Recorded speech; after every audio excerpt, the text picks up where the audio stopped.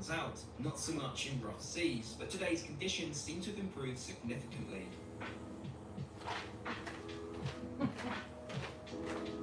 Let's take a look at the menu then. It seems to be Mediterranean focused with a mix of small plates, sandwiches and grilled meats. Let's kick off with a refreshing DC and indulge in some nachos, guac and salsa.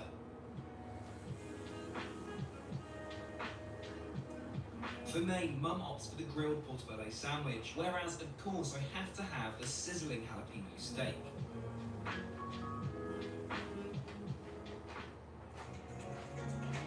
After lunch, we get the rare opportunity to take a look at the fridge. This isn't something usually offered, but due to the length of this trip, the captain has made a special exception for us. So we have around 30 minutes here, where the captain explains everything to us from the X-band radar, used to detect and track objects in the surrounding waters, to the stabilizer control, which significantly reduces the amount of roll we experience during rough seas. This must have been working overtime yesterday, that's for sure.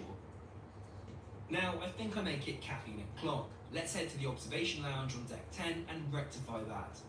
It's a lovely space to unwind in with ample comfy chairs, help yourself refreshments, which are constantly replenished throughout the day, and a wide array of books to lose yourself in.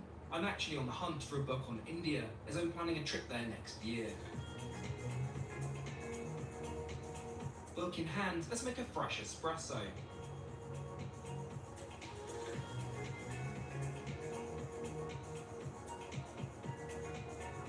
Now to sit back, relax and learn more about this incredible country.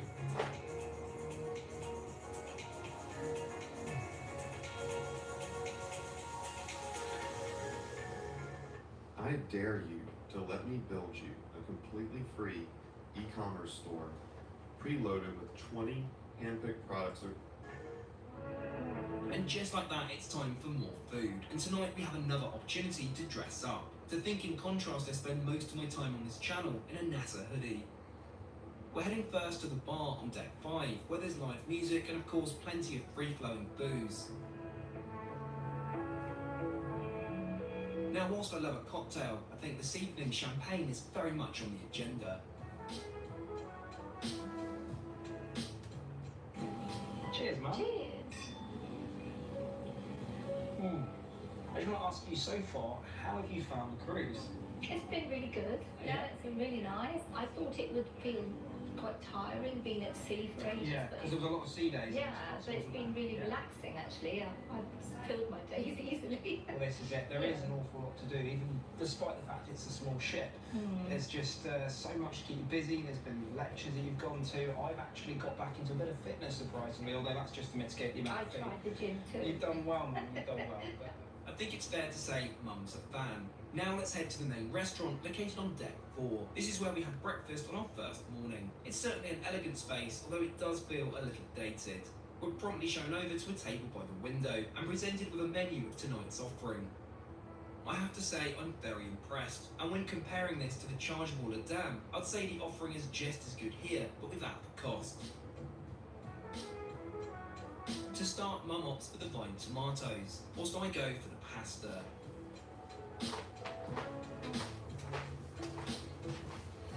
Welcome in. For main, Mum only has one vegetarian option, as we're told the Thai dish has fish paste. I, of course, have to choose the steak with chips cooked medium rare. Surprise, surprise.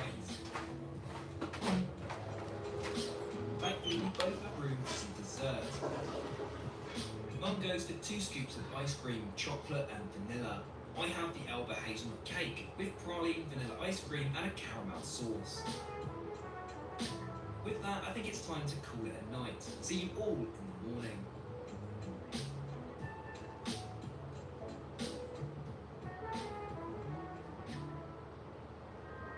Well, good morning from somewhere in the Pacific Ocean. In fact, it's a special morning as we're about to pass through a very important section of water.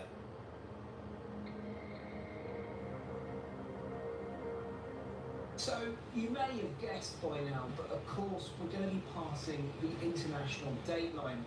Ever crossed it before, Mum? No, very new.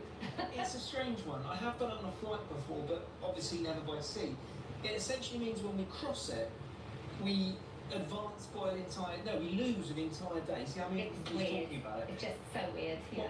It just so happens that we're about to cross it. Do you have a weapon of choice or a drink of choice for the occasion, Mum? I quite fancy an espresso martini. I like your thinking. Sounds good. Let's put the order in.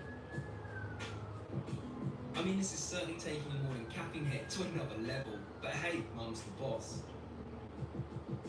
Now let's tear ourselves away from the free-flowing espresso martinis. Shall we go and try out the pool and hot tub as the weather has improved significantly?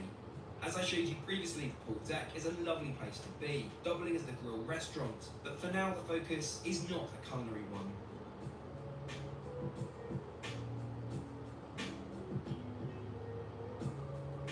The hot tubs are kept at a constant 40 degrees, so I guess you could enjoy these even in the freezing cold, should you brave the walk there in your gown. Whilst I have swam a few times on a cruise ship, it's still a rather odd experience. It's almost like there's a wave machine in the pool, and it does take some getting used to.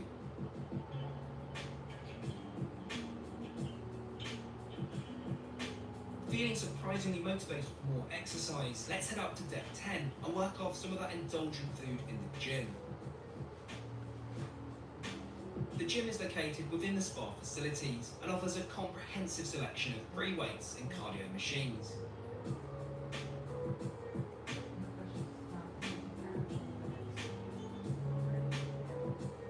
Should you desire, there's also a sauna and steam room, which is thankfully free of charge. I make it lunchtime. Perhaps our favourite option for lunch during this trip is the lighthearted restaurant.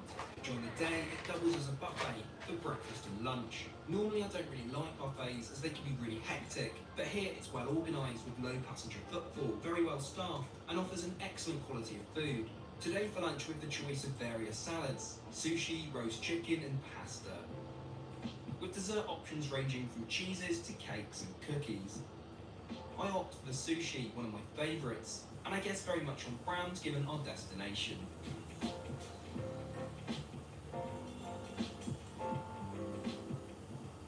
After lunch we'll head to the library on deck 8. I promised I'd give Mum a refresher lesson on chess. I don't pretend to be any good, mind you, I just know the rules.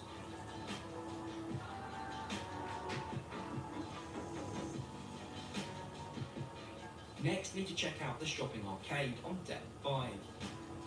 It's only small but allows you to shop duty-free whilst you're at sea. From Louis Vuitton handbags, to fragrances, to that Chanel clutch you've always wanted.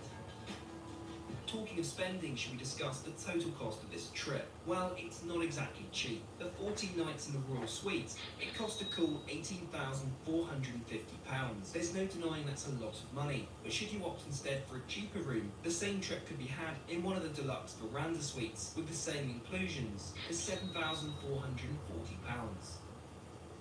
As day turns into dusk, it's time for our final dinner on board, at the grill on deck 8. I love how the pool deck is totally transformed at night into this lovely dining venue. It also feels like a totally different experience to eating lunch here. Let's pull up a seat and take a look at the menu.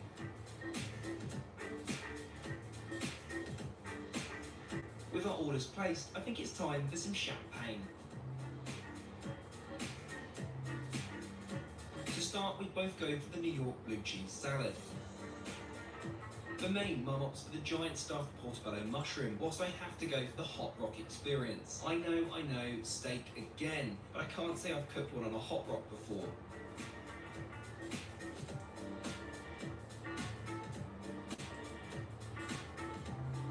There's just enough room for the lime and vanilla cheesecake, which tastes divine.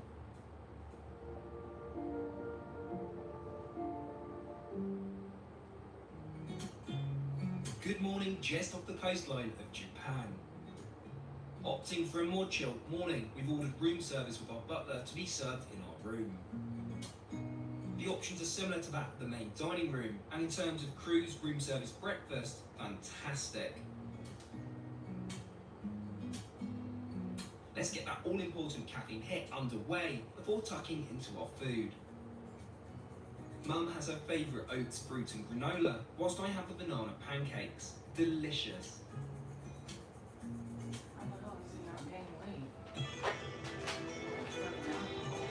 It starts to get a lot more congested outside our window, and it's not long before we spy land as we enter Tokyo Bay. It's hard to put into words what it feels like to have crossed all the way from America, but it does feel pretty damn special.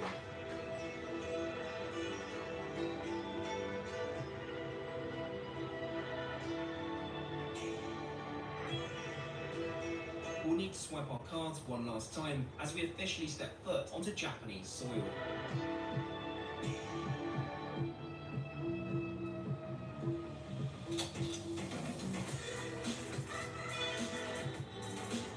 Welcome to Japan. Yes, welcome. We have finally arrived after one of the most incredible journeys, I think, of our lives. It's pretty epic. Wasn't it? Yeah. How have you found the experience anyway, Mum? I really enjoyed it, and I enjoyed the sea days, and the food was good. The food was very good. We did eat quite...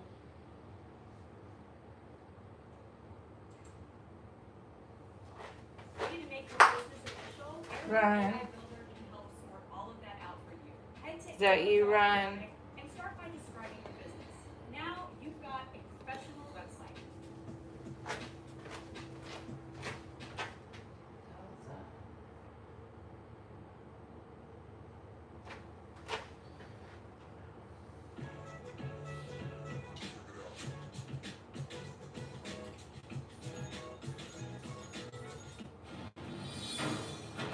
Nestled in the hills, 45 miles north of Los Angeles, is the idyllic town of Newbury Park. This is where only a year ago, a single mom named Laura was hoping to fulfill her dream by opening a restaurant called Mamarita's.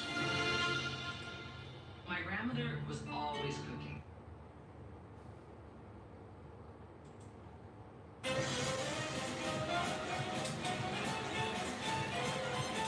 Costa del Sol, Spain. For the first time.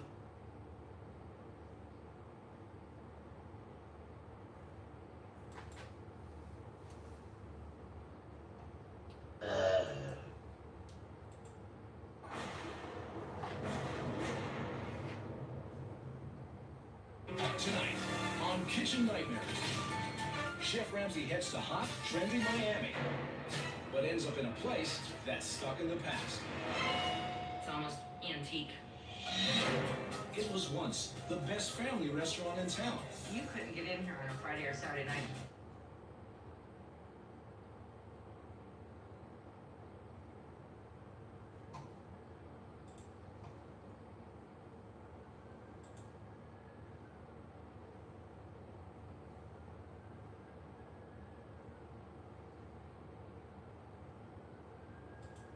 Today, I'm going first class on China's most luxurious sleeper train, the 5-star Silk Road Express. I'm staying in the best suite on board, with a huge bedroom and designer bathroom with freestanding bath. I'll give you a never-before-seen insight into what it's like to live on board. From the fine dining in the multiple restaurants, incredible lounge, and breathtaking observation car, we'll go from mountains to How y'all doing? altitude sickness to deserts. With that, let's pick up our story in China.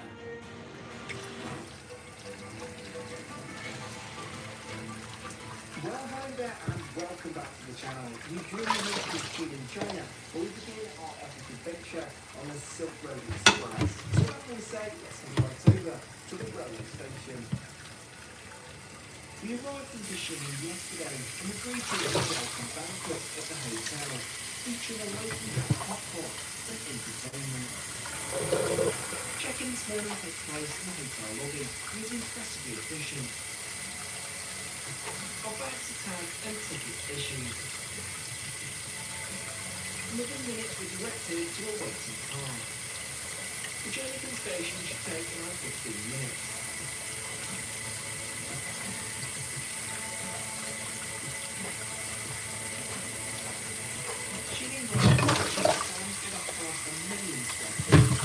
Making it comparable in size to New York and Tokyo. Just like at an airport, you need to pass a quick security checkpoint before entering the passenger concourse. After waiting a few minutes for the traffic entrance, we're invited down to the platform. It's now that we get our first look at the brand new Silk Road Express, the most luxurious train in China.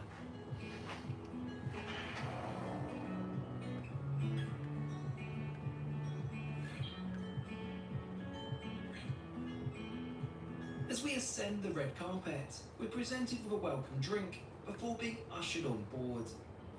Our train consists of 10 carriages for us to explore over the next couple of days. But we'll begin in the Han Dynasty carriage, home to the most luxurious accommodation on board.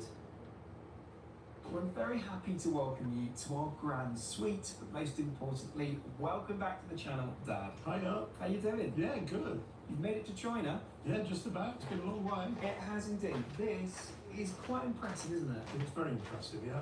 And just like that, we glide smoothly out of Xining Station, bang on time. Let's take a look at where we're heading then. Over the next 3 days, we'll journey across the vast Qinghai Tibet Plateau, before continuing west through some of China's most remote landscapes. Finally, we'll skirt the edge of the Gobi Desert, arriving at the towering sand dunes of Dunhuan. What's the average cost of a phone bill per month in the US? Costs about $70 to $100 per month. Most people are paying way more for wireless than they need to. Let me show you. Each of these Hopefully the weather will improve as we continue westwards. So our grand suite. It occupies half a carriage at 236 square feet. It's an impressive space with a comfortable sofa, hand-painted details, and a small dining table. This currently has our welcome bottle of Shandong sparkling wine. I would have expected champagne at this price point though. Just adjacent to this, you'll find your minibar, featuring antique British tableware, and a fully stocked mini fridge. This is all included, which is great to see. As we head higher up into the snowy mountains, let's take a look at the bedroom. Featuring a massive super king bed. This is adorned in high thread count Italian bed linen with a beautifully painted headboard. Either side of the bed you'll find lighting controls and USB charging outlets. Millie would love this marble-topped makeup counter. As for me, I'm a fan of what's in this wardrobe, super soft bathrobes. Talking of baths, wait until you see the bathroom. This has got to be one of the most stunning setups I've ever seen on board a train. With a freestanding clawfoot bathtub, double vanity with Aesop amenities, and of course a Dyson hairdryer. There's also a Japanese Toto toilet. How y'all doing? Then shower cubicle with Bulgarian amenities. To say I'm impressed is an understatement. Well, now we're very much on our way. We need to think about dinner. And dinner on board the Silk Road Express is quite a fancy affair. In fact, there are 2 restaurants. Now, I think we've been assigned to one. I don't think it's a free-for-all. So we're going to be, I think, having dinner in about 10-15 minutes, which means I need to get changed into something a little smarter. Though there's just enough time to crack open that bottle of sparkling wine, I think.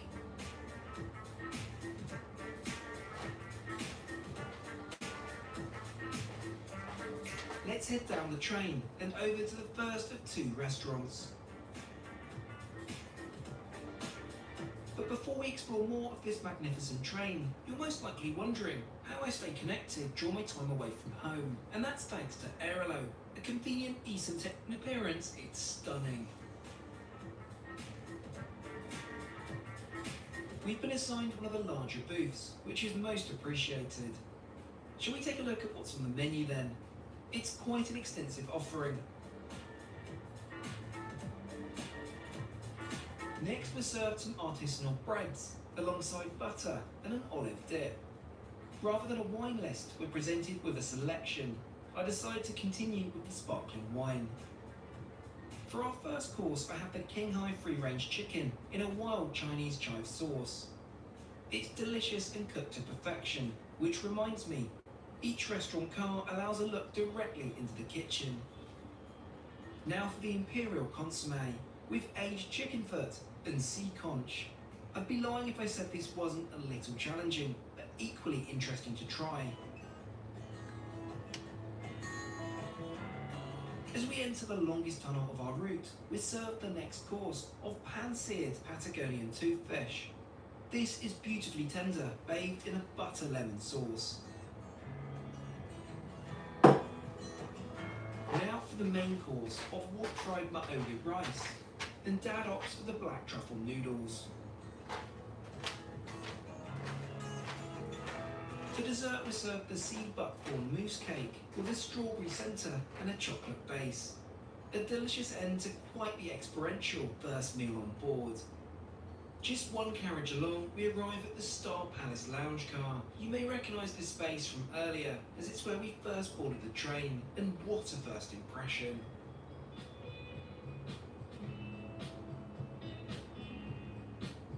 It's also where live entertainment takes place throughout the journey. At the far end of the carriage is the bar, offering an extensive selection of cocktails, spirits and wines.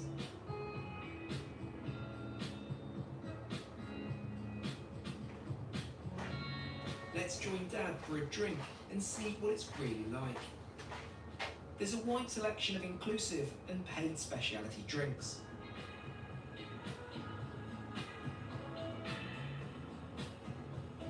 We've gone for the signature Silk Road cocktail, featuring yak milk and premium Chinese baijiu.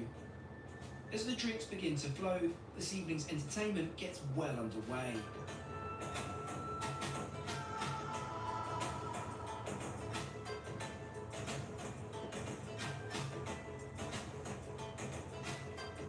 So welcome back to our suite. It's been beautifully turned down, ready for sleep. Dad, how's your evening been? Yeah, it's been really good. So we've just been told the reason that we're not moving at the moment, which we were a little bit concerned about, because we do have to get to our first stop in the morning, Yeah.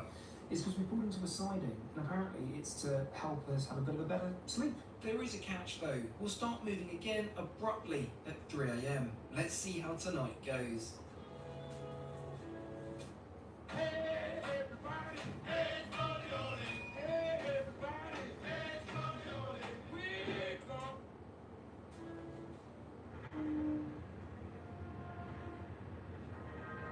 Well, I can't say that was my best night's sleep.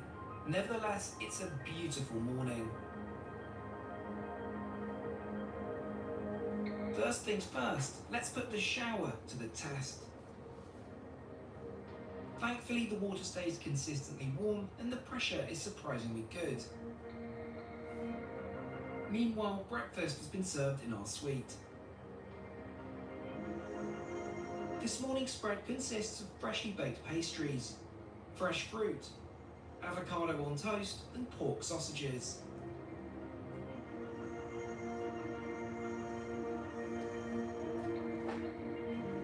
It's worth noting there's also excellent coffee served on board. Surprisingly, that's something many luxury sleeper trains still miss the mark on. We've arrived at our first stop, Never Goldman. been on one, It's but the it'd be last nice to major go on city one. before the railway continues towards Tibet.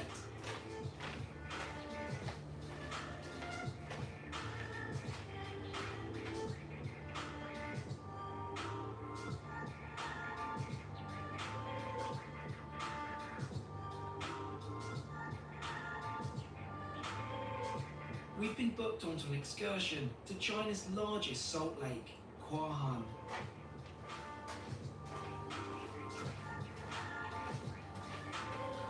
My intrigue is piqued by one of our in-car amenities, bottled oxygen. Given we're travelling at around 9,000 feet above sea level, mild altitude sickness isn't uncommon. I'm only suffering from a slight headache, but with oxygen on offer, it would be rude not to give it a try. We've arrived, and what a surreal place this is. Formed over millions of years, its striking turquoise green pools are created by mineral-rich water interacting with the brilliant white salt below. And of course, we end up in the rather unique cafe for a well-earned soft serve. Back on the move again, we head into town for a traditional lunch. Because we're travelling in the Grand Suite, we're assigned our own private VIP dining room, which is a thoughtful touch. As for the food, it's a bit of a guessing game, as everything is written in Chinese. Well, if you don't speak Chinese, they should have an American menu. Steamed grouper, alongside hearty braised lamb with white radish, silky steamed egg custard topped with sweet shrimp, spicy crayfish, and finally egg fried rice. sure they have someone that speaks English on this thing. Back at the station, it's time to reboard our train. Even with a smaller city like Golmud, the station feels enormous. China's railway infrastructure is really on another level. Let's head down to the platform, where the team is waiting to welcome us back on board.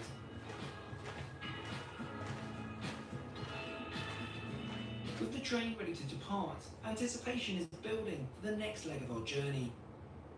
I'm also keen to explore some more of the carriages we haven't yet seen, starting with the observation car at the very rear of the train. Named after the poetry of the ancient Han Dynasty, it serves as a 270-degree panoramic lounge. As we settle into arguably the best seats on board, we begin to glide out of the station. The next stretch of the journey takes us alongside snow-capped mountains, before gradually descending towards the edge of the Gobi Desert in one of the great trading hubs of the ancient Silk Road.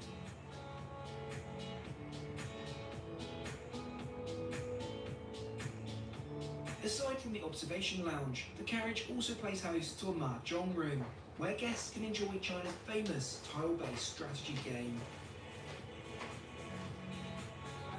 And then there's the private karaoke lounge. I have a feeling Dad and I will be making our way back here later this evening. For now though, I'm keen to try out our suite's party piece, the bath. It's certainly not every day you can do so on a moving train.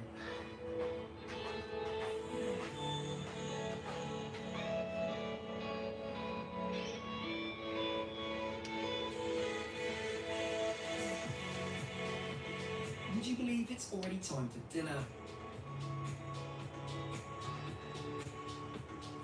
Tonight we're eating in the second restaurant, the Shihai Country Dining Car.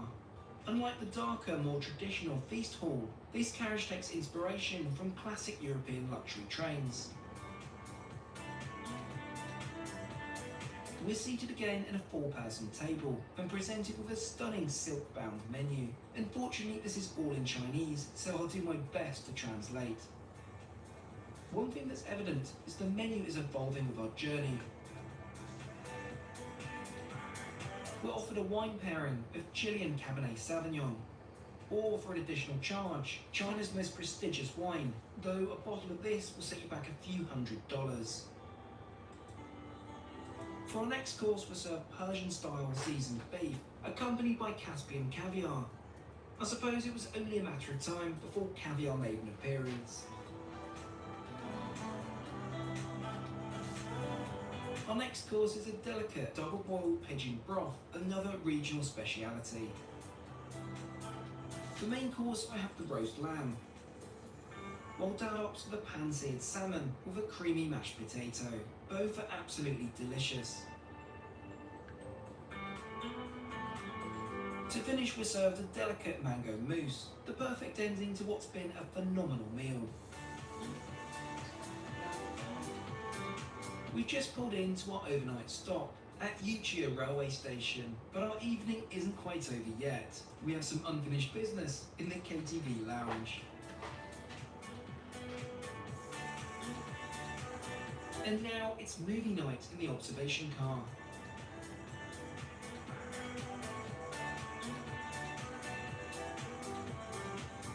Although once the film begins, the carriage is plunged into darkness. This season in cinemas. Maybe not, because this is a cookie bot ad. One business. Movie night.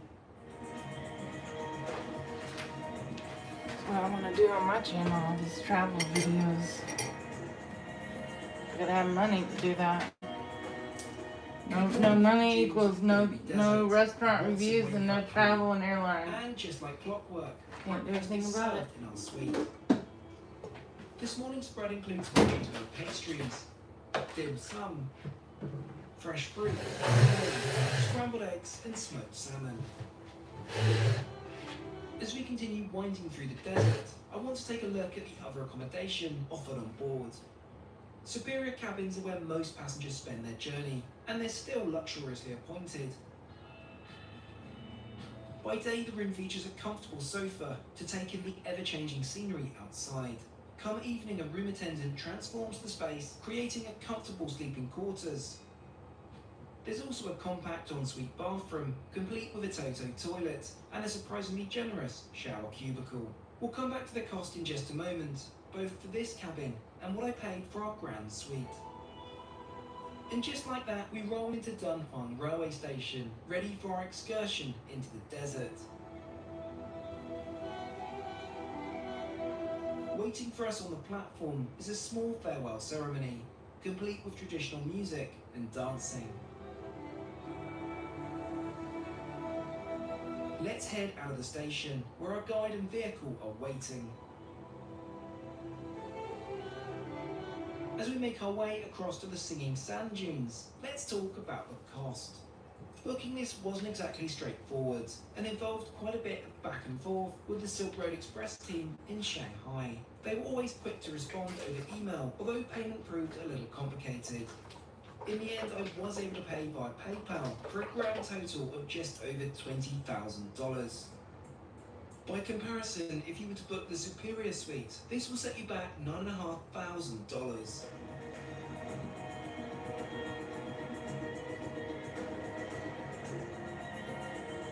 Welcome to Dunhuang. Yes, we have arrived. This is the end of our journey on the Silk Road Express. How was your experience, Dad? Unbelievable. Yeah, had a good time? Yeah, really, really different. Yeah, some really good quality time spent together and incredible scenery along the way. But anyway, thank you so much for watching, and we'll catch you all again next time.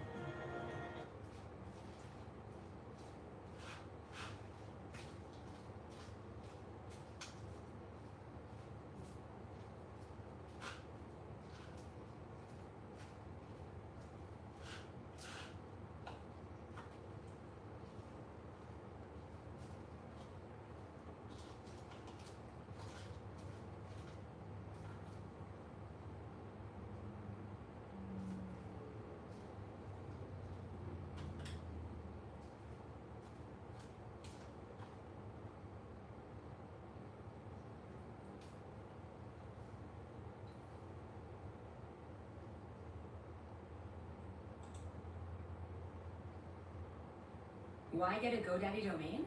Here's one reason. Before I got a GoDaddy domain with a professional Bricks and Minifigs might go down as the most hated company on the internet. And for all of us who have been keeping up with the scandal, we have one question. How is this going to end? Because with a small fortune spent on lawyers, a racketeering lawsuit, a gag order, the whole shebang, this could go in any direction, right? Wrong. All the chess pieces are already on the board, so it is perfectly clear exactly how this is going to end. In this video, I'm going to walk you through every piece that's at play right now and give you an educated prediction on how this is all going to wrap up. For Ben, for Ed, for Crystal, and for the big man himself, one at a time, receipts as we go. Let's get into it. Let's start with the scariest part of all this, and it also happens to be the thing that resolves first, the lawsuit. Bricks and Minifigs. Today, I'm travelling first class across an entire continent on board one of the world's longest luxury sleeper trains. I'm staying in the best suite on board, unveiled just last week, complete with a living room, bedroom and private bathroom. I'll give you a never-before-seen look at life on board, from fine dining in the multiple restaurants to the stunning lounges, off-train excursions and a close encounter in the outback. So with that, let's pick up our story on the ground in Australia. Well, hello there and welcome back to the channel. You join me here in Sydney, Australia, where we begin our epic journey across an entire continent. So I want to say, let's head right over to the railway station. Journey Beyond, the operator of the Indian Pacific, have sent a chauffeur to collect us from our hotel. From here, it's around a 15-minute drive to Sydney Central Station, where our 80-hour journey begins.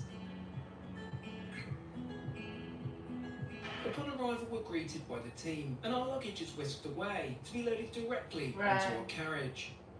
We're then invited into the terminal to collect our tickets before boarding. Sydney Central is Australia's largest and busiest railway station. Ordinarily, you check in here at these desks, but as guests in the only Australis suite, we have a dedicated concierge handling everything seamlessly for us. Should we go get on board Australia's most expensive and luxurious train? We're first met by the massive 4,000 horsepower locomotive, and I'm told we may even get a look inside later in the journey.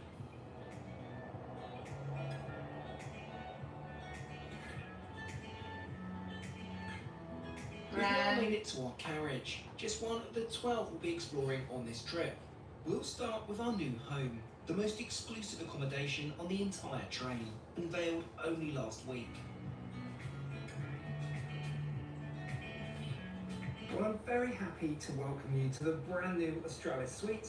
Most importantly, welcome back to the channel, Millie. Hello, I'm back. You How are. you going? Yeah, she's picking up the Australian accent already, right? Yes, that's in Australia. I'm so happy to be I here. know, and what a way to do it as well. It's at this point we lurch forwards and begin our monumental journey. But where exactly are we going? Well, for the next 80 hours, we'll traverse the entire continent of Australia, arriving into Perth 3,000 miles later. As we settle in, our butler Craig pours us a glass of 2015 vintage Bollinger, and yes, it's free-flowing.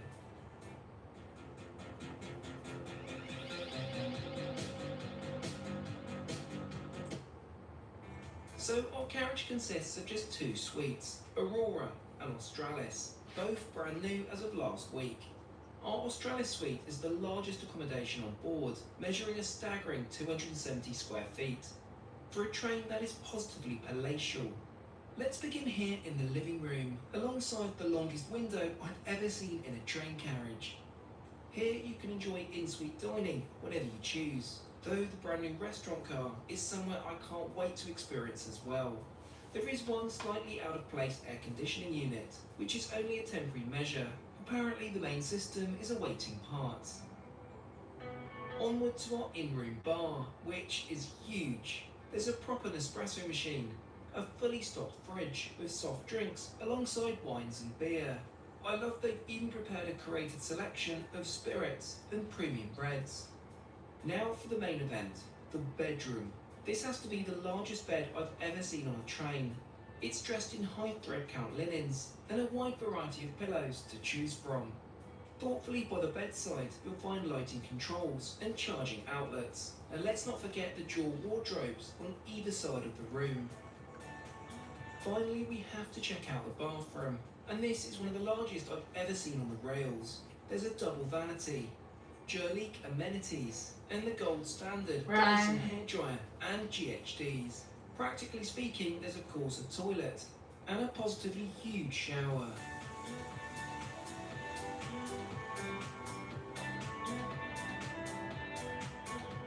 Well, it's fair to say this is a very special place to be.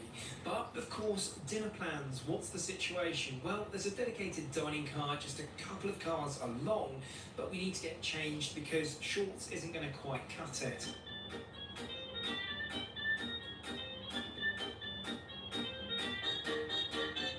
Dinner this evening is special for a number of reasons. But before we explore more and experience the most extravagant meal I've had on a train, you're most likely wondering how I stay connected during my time away from home. And that's thanks to Airlo, a convenient eSIM technology. Cell phone.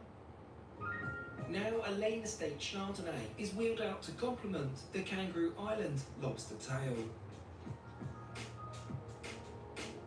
After a palate cleanser of yuzu sorbet, it's time for the main event. A New South Wales Shiraz is poured alongside pepper-crusted Wagyu beef fillet, finished with freshly grated truffle.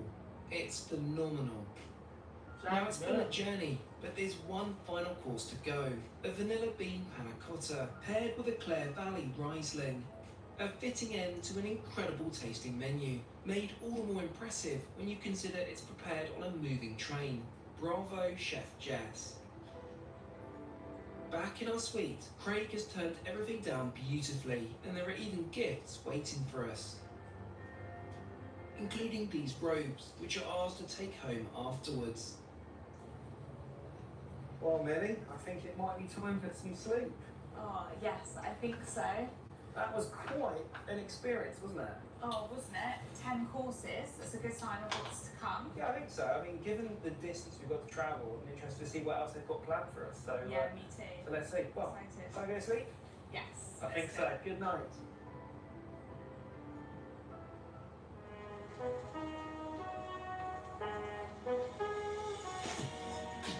Good morning. Craig has thoughtfully brought our coffee order to the suite, along with freshly baked pastries. While Millie gets ready, I'm going to enjoy breakfast in bed and watch the outback drift by.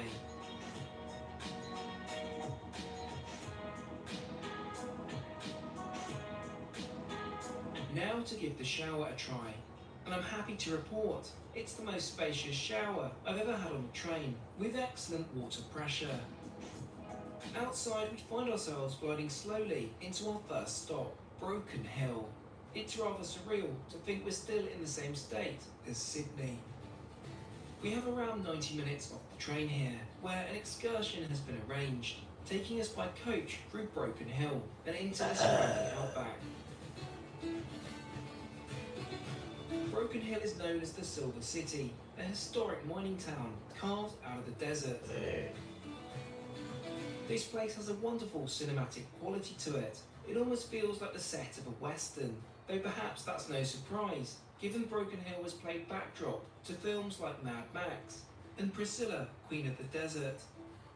This was certainly a whistle-stop tour, but a change of scenery nonetheless.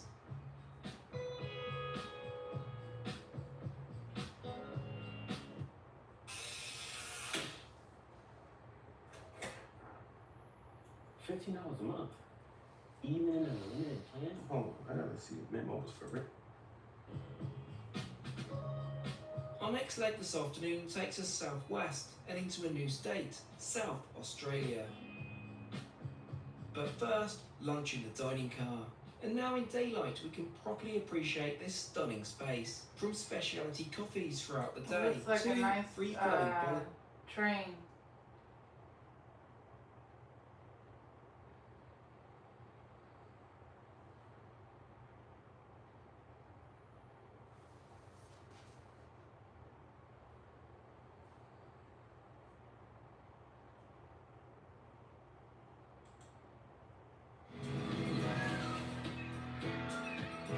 Just 10 minutes away from the Jersey Shore is the small suburban town of Oakhurst, home to the family-run Mike and Nellie's. Opened in 1996, the restaurant was the lifelong dream of two men, Nellie Farber and his son Mike. I wanted to name it Nellie Mike's, but he said, no, it's Mike and Nellie's, you're the man. Because he's that kind of guy. Everybody loved my father. Everybody would come in to talk to Nellie. He knew everybody's name, made everybody feel special. He was the front of the house. My dad was the back, Nellie's the front. We were a very good team. He brought in the people, and I kept them here. Everything was going great until Nellie passed away.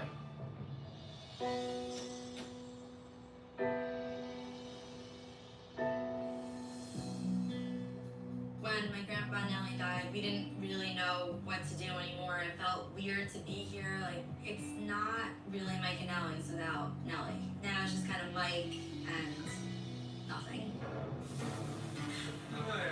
When he left this earth, I had to take over doing everything that he did.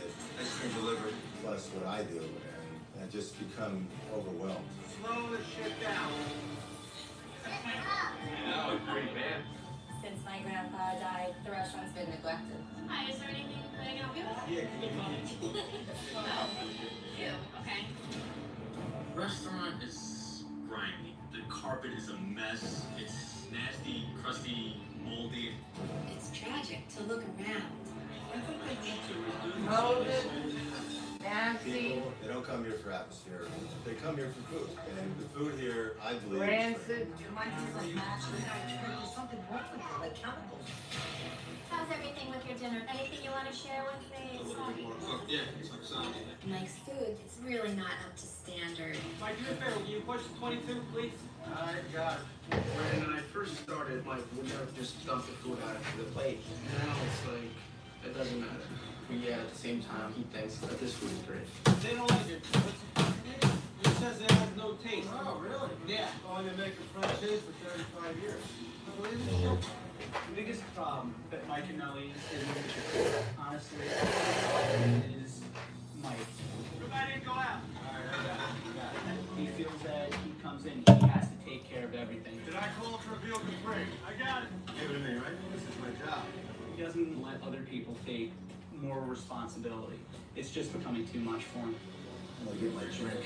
We'll put them in here. Since Uncle Nelson's passing, Mike does drink quite a bit. Hey, put a beer in the freezer, a couple beers in there, these are mine. There are some nights where he's just completely hammered. Where's the two clowning?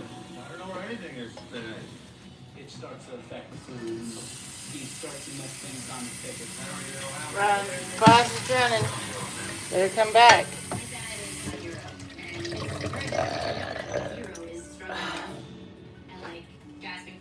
Run. I really wish I was able to ignore the fact that this is my dad's life. I really, really hope that Chef Ramsay can help.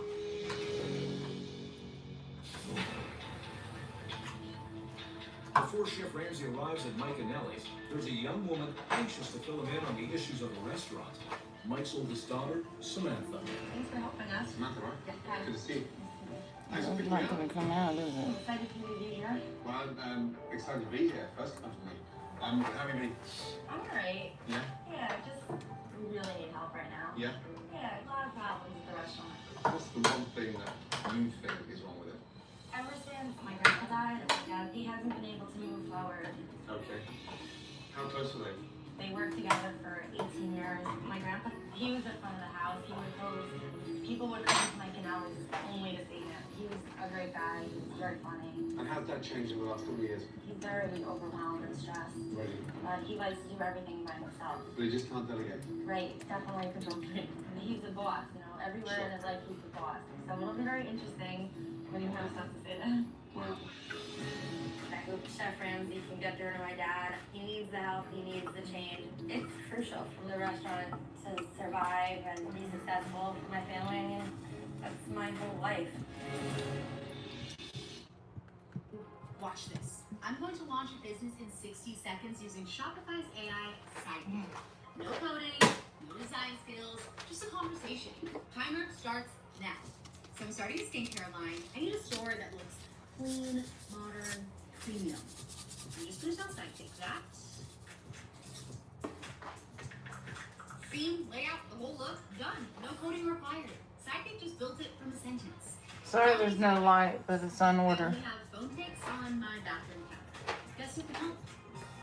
Place this on a marble countertop with soft, natural lighting. Phone photo, studio shot. Sidekick, who are you? Okay, so my store is built and it looks great. Now let's get it up and running. Help me connect to my domain and set up links.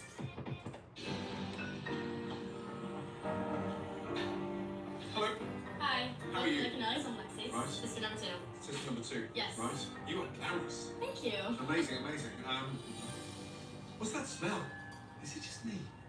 I don't You guys smell know? it. Go outside, take a big deep breath of fresh air. I Come don't know. back I in. smell your cologne, which smells good. Okay, wait. Ready? Let's do it. What is that? No, is this smell to you there? No, I just smell you. Just there. I just smell you. Really? Did somebody die in here last night? No. It's possible. Jeez, okay, What man. kind of is that? All right, I follow me. haven't tasted the food yet. All right.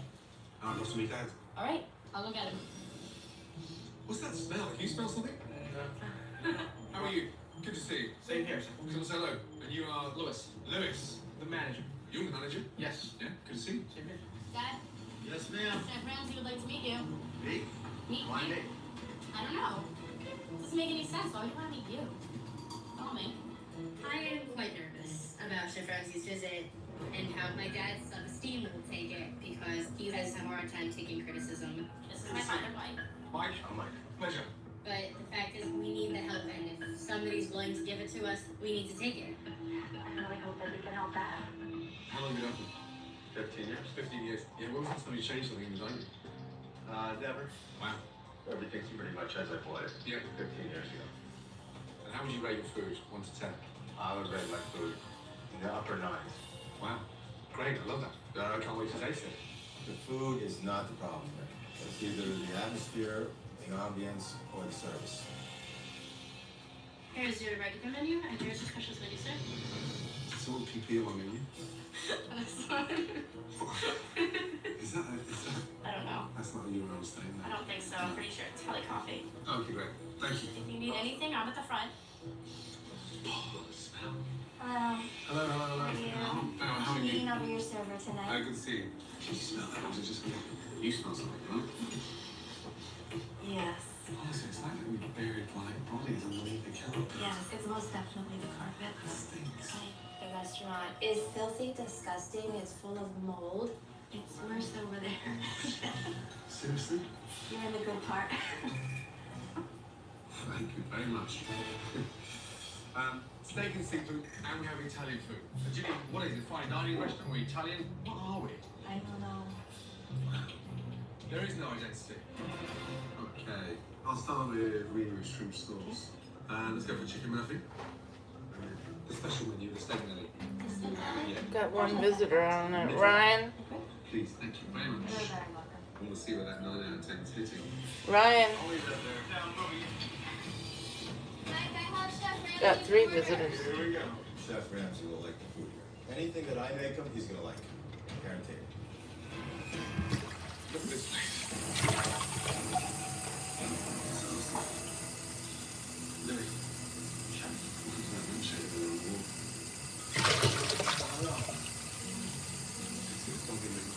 How are you? Nice to see you. Oh, it comes on when I get something.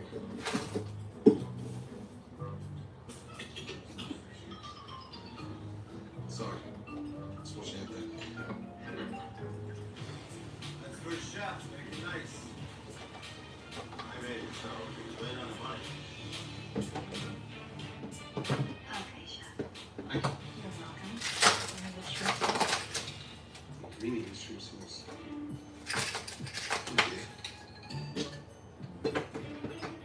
Wow, it's gross. It's bland. It's just The sauce is bland. Yeah, it's watery and shrimp sauce. No. No, we need 9. All right. Would you like me to remove that from the Yes, table? please, The bad part is this isn't even the worst of this.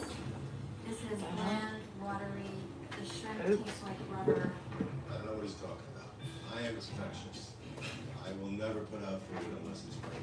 Is this the Murphy? Yeah.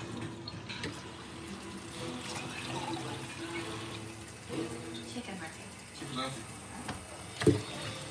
Wow.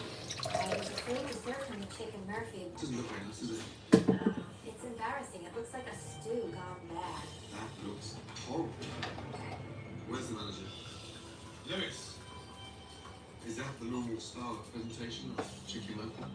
Sam, Lexi, girls, visually impact, does that look appetizing to you? Could definitely use an appearance update. A little Yeah. Yeah. After now, the food's been kind of going downhill. It's kind of at the point where it's necessary for someone to say something. That's gross. It's overcooked, just wet, soggy, and just tasteless.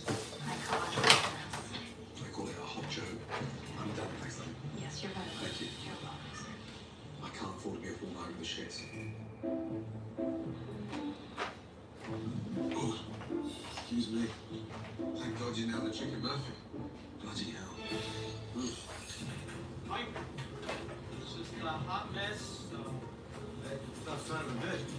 Chef Ramsay is a ball buster, but if you have an impossible math problem, if Einstein was still alive, you talk to him. So we have a restaurant problem, we talk to the master. Moving kind of forces you to rethink what you're paying for. Switching to a Google Fi wireless phone plan is an easy place to start saving. What's not so easy is Right. using it more often. Google Fi has unlimited phone plans as low as $35 a month for 1 line. That's doable, right? Signing up is simple. You can join from home in just a few minutes. Gotta heat it up a little. Needs a new budget? Put some Save the easy way. spice in it. Fi Wireless. Run.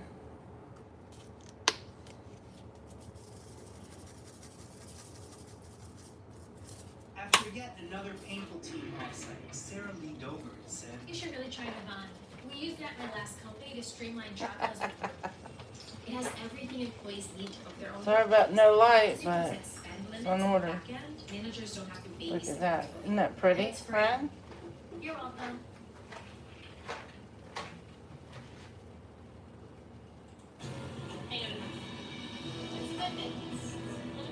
You can tell that Chef Ramsay being so critical of the food. It kind of hurt my dad a little bit, but my dad needs help, and if this is what it takes, then this is what it takes. What's next? For the finale, it's going to be the steak Nelly. Right. Best of luck. I don't need to get many more things to hate. I grew up cooking steaks. I'm a master of the grill. I'm telling you, I'm good at this. Very good at this. Wow. This is the steak Nelly? Steak Nelly. Is that a steak or charcoal? No, chef. That's a piece of the steak. Wow.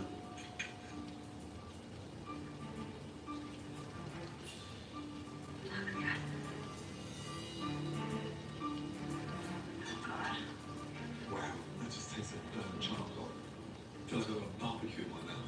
Come and taste that. How's that taste for you? Would you give that a 9? No. Like you said, it is Charcoal. That's charcoal. Mike, what do you say? This tastes like it's charcoal. Do you like it? I tried it. Nothing wrong with it. Like you said, there's a little bit of charcoal. There ain't no way in hell I ever cook this steak. That's something that I make that everybody loves, and I never have to complain. Aren't you gonna wrap it? What? I don't know, should we wrap it? You are the owner, so you're supposed to check on things. I hope my dad will be willing to listen to Chef Ramsay and take the criticism and acknowledge that everything isn't perfect, Sit down. instead of just being mad.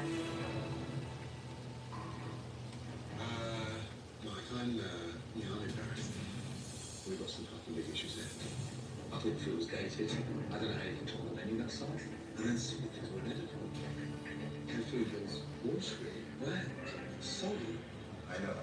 The whole thing just looked an absolute fucking mess. I mean, that last steak, I mean, how'd you put a dish like that together? Well, the steak itself is fine. Steak itself. I was having cool cider, I had no problem. You raised the food 9 out of 10, I wouldn't pass it above 2. That's not doing it for me. No one. Need to heat it up a little bit, right? Man to man. It's not good. Either you're in denial, or you don't care. Chef Ramsay said my food was outdated, and I respect him, but I believe he's wrong in this situation. I know what my customers like, and I know what I like. That's what I like. Fuck that, man. I don't like it. After a lunch that left a lot to be desired, Chef Ramsay is back at Mike and Ellie's for dinner. Hi there, can I help you? And he isn't alone. Word of his arrival has spread, and the restaurant is booked solid for the evening. Free rush beer. What would you like tonight? I'm gonna have this shirt. I'll the chicken stracciatella, Okay.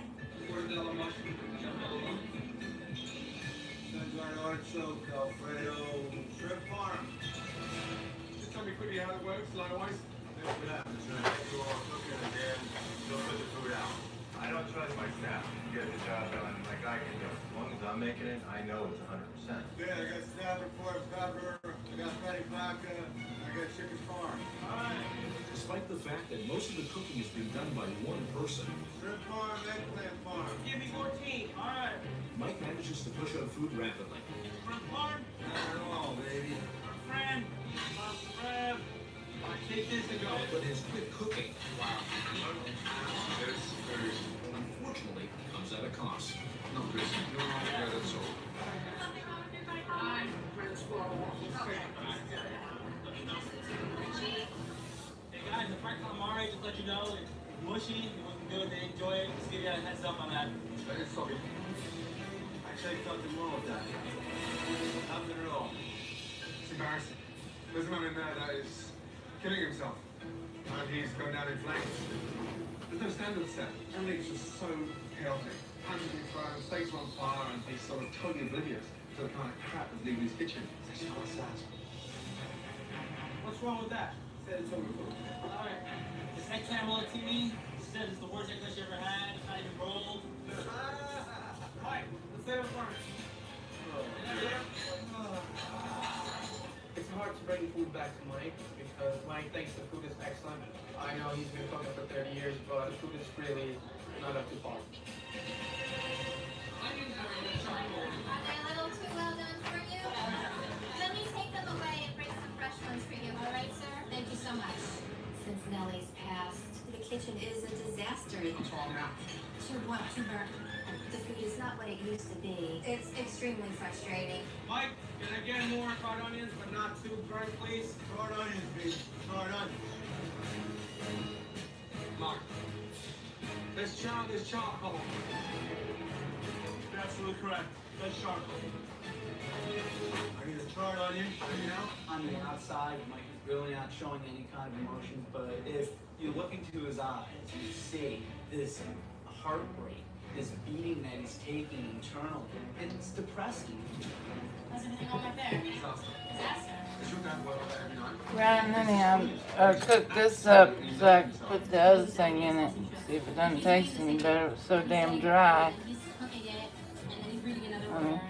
It's hard to watch, yeah. I was trying to heat it up for safety purposes. I don't want Everybody's meal by to yourself. get You sick. can't do that.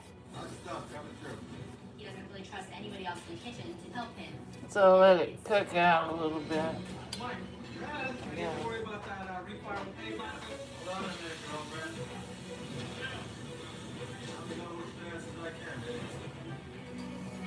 Alright? I want this night to be over. Here's the penny vodka. Take it, go.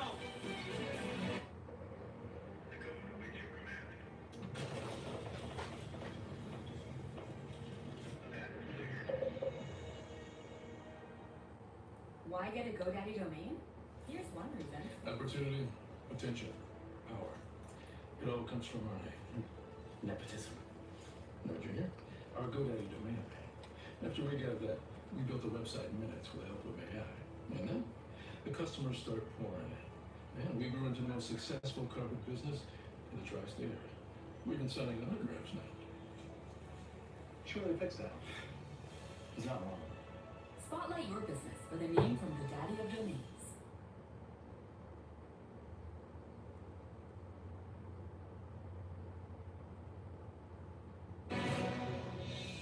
All the tickets are out. There's nothing left. All right, guys. Here's for everybody. Go grab them, man. One for me, too, right? I'm lost for words. Watching both of you behind the line in that kind of commotion now, it's like soldiers on the front line. In your mind, you've got it now that to get through this battle, tonight's a success. You just want to get that food out. Do you enjoy cooking like that? I don't know if I enjoy it. It's just like what I do. But I mean, I bust my ass. I cook until we're done cooking. Working hard is one thing. Working fast and throwing food out with no care is another. No one's monitoring standards, and no one seems to care. You are running yourself into the ground. Dan, can I have a word with... Yeah? Yes. Will you shut the door, please? Certainly.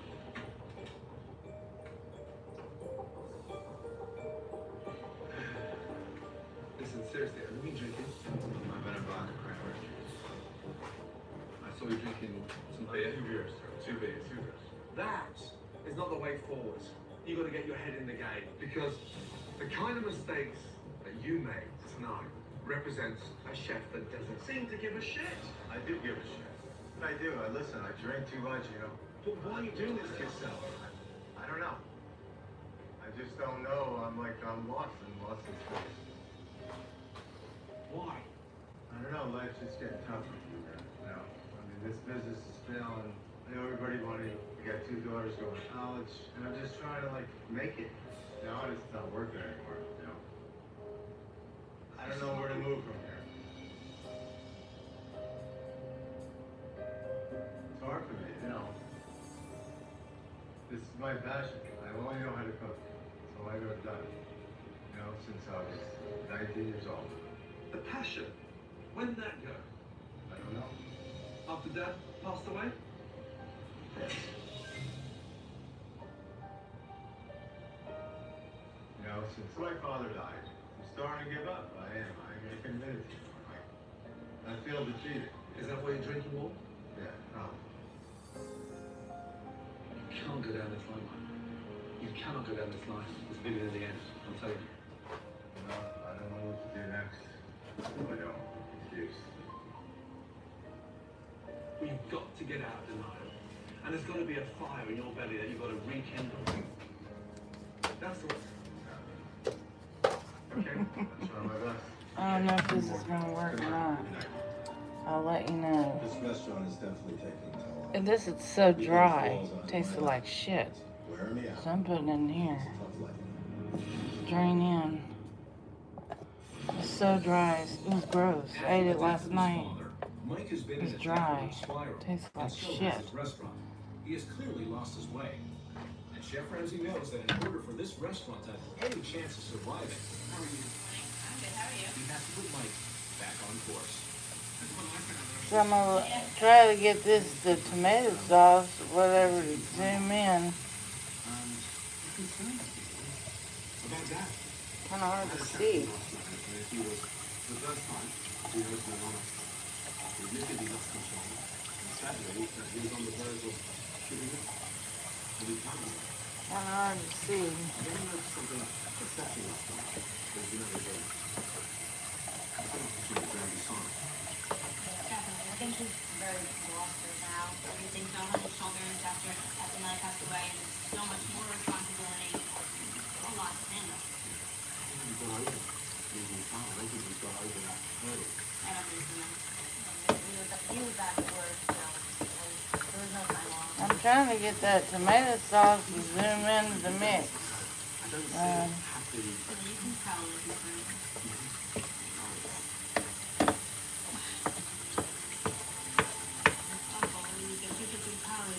It was so dry, it was gross. And I could hardly eat it. I mean, I ate it because I was hungry, but it tasted like shit.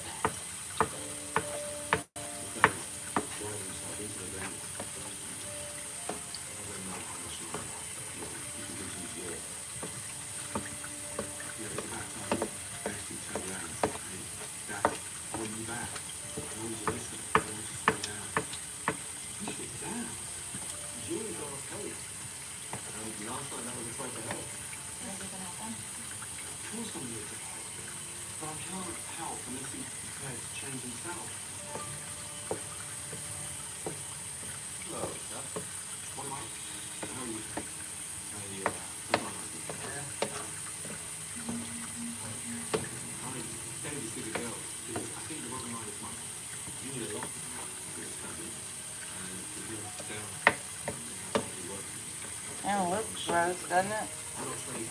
It looks gross. I don't know how it's going to taste.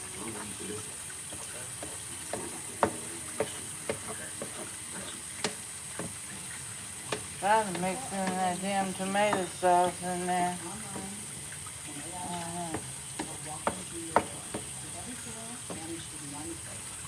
Looks like it's diarrhea. Don't you think, Ryan? Looks like diarrhea. Your life is full. Your future shouldn't have to wait. At Peaceful Christian University, you can earn your degree 100% online or on your schedule. Career-focused programs in business, nursing, education, and leadership built to help you grow personally, professionally, and with purpose. Flexible courses support a faculty, a faith-driven foundation that sets you apart. The next start date is right around the corner. Don't wait. Your future starts now. Apply today at online.hc.edu.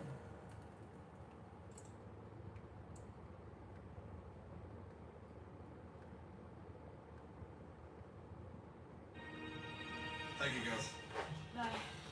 Right. So, what do you want to tell me? It's really difficult seeing you like struggling this much and working so hard. You have to let go a little bit and not work as hard as you are. I understand. I don't know how to let go. I don't trust anybody else. But I think that in order for you to be able to function like this, you need to let some other people take on some responsibilities. I would love to take off and let them. I know you but you don't trust them enough to do it.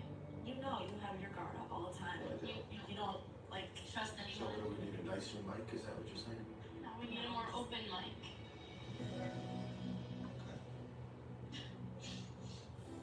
So, I'm willing to give a shot at changing. And you're gonna open up though and like let people actually just talk to you? It's not going to be an overnight thing, but I'm willing to listen. I've been wanting to tell my dad these things for a long time already, and I really hope that he was listening because the problem with the restaurant isn't that we need a decoration change. The fact is that my dad needs to change.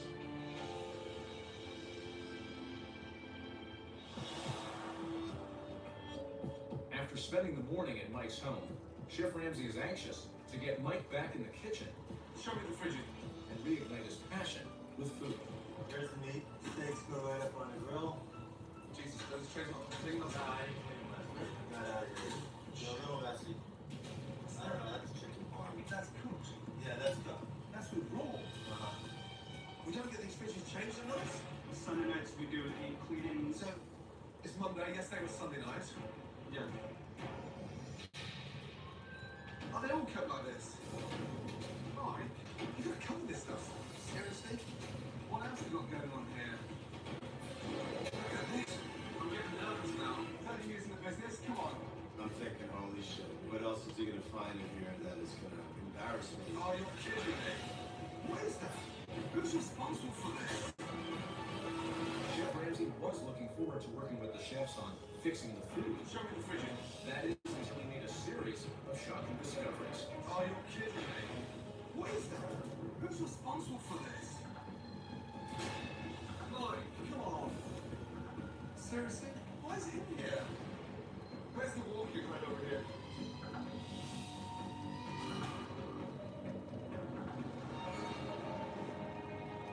You are kidding me. What is that? That's the lobster best. Shit. Eggplant. What's that? This is the calamari from last night. It was prepped Why is yesterday. it bubbled? Jesus Christ.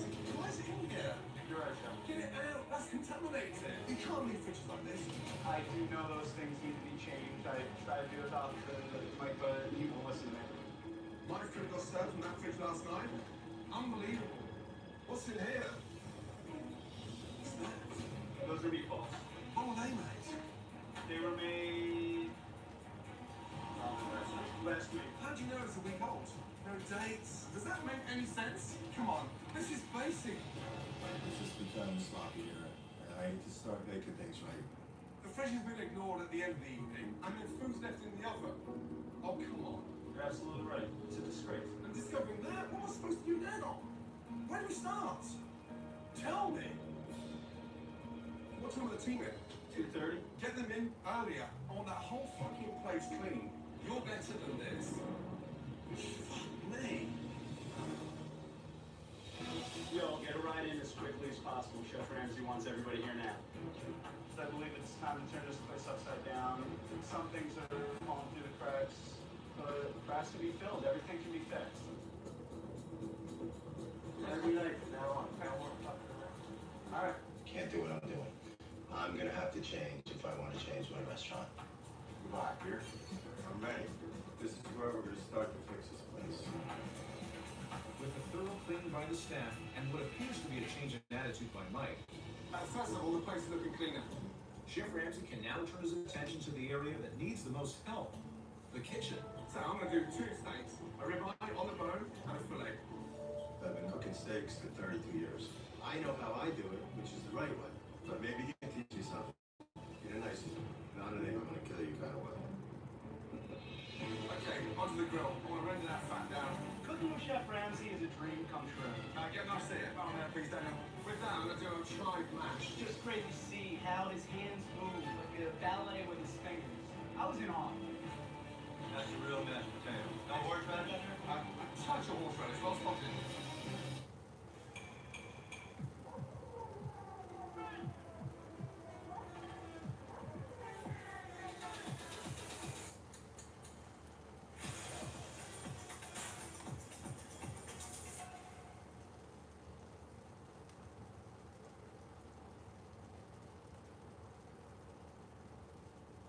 Tello, so your wireless service is driving you crazy?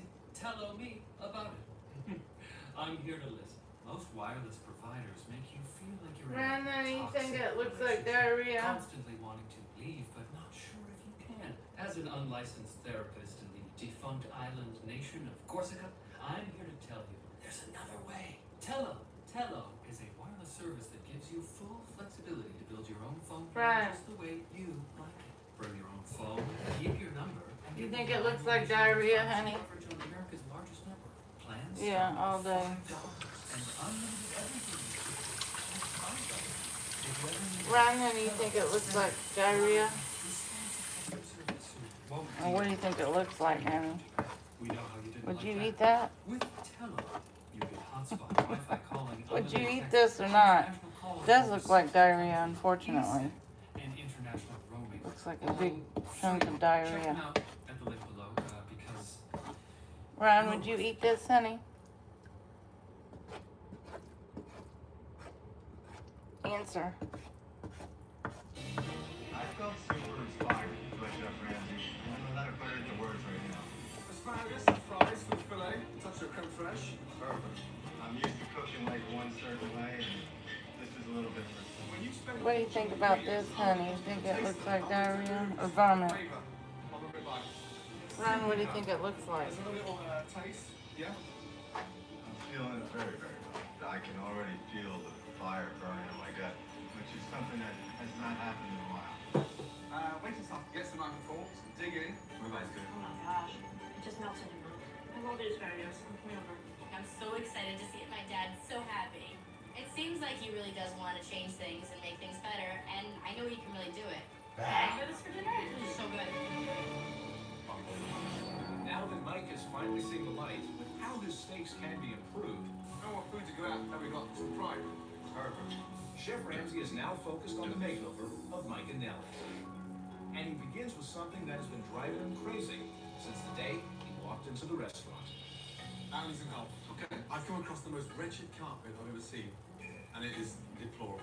So, only something durable, something strong, something that can take a lot of footfall. Okay, that's nice. I like that one as well with the blue. Can we get this done tonight? Is that possible? Absolutely. With one major change in motion, Chef Ramsay's team is hard at work trying to accomplish one of the most difficult makeovers they have ever faced. Good morning. Good morning, Chef. How are we feeling? Nervous. Mike, I've never seen you look so nervous. Speechless. You're speechless. Okay, today I am proud to unveil the new Mike and Ellie's. Are you ready? Yeah. Yeah. Let's do it. Okay. 1, 2, 3.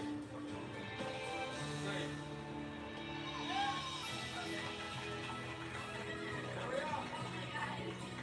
Mike and Ellie's Steakhouse. Oh my god, it's so nice. Look at that.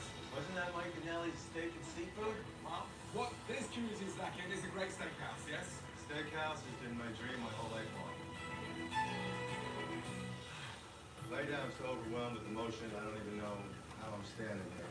Mike, one thing that you're gonna see when you walk through that door is a new identity. Ryan, honey, you think it's cooked? Let's do it. Let's go, guys. I'm trying to let that tomato spice soak in, honey. Straight into the restaurant. Off you go. Jump in. Think it's done. It is gorgeous.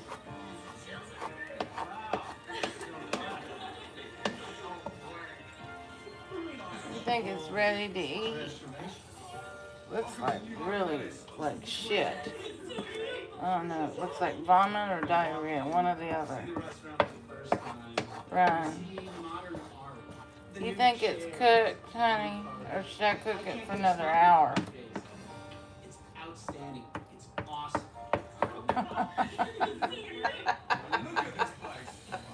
What do you think, honey? How's it looking? You have a very elegant, open space, and it's stylish. Gone is the old, worn-out decor, and replaced with a stunning, contemporary, rustic look. New carpets, and that smell has gone. I want to take my shoes off. Right? Oh my god, it's incredible. Oh my god. Big man, you okay? Totally made. Yeah, there you are. I didn't even know I'm talking.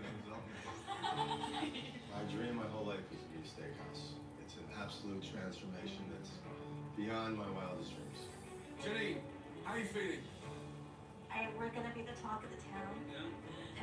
And we're gonna do you proud. We will. Trust me, you do yourselves proud.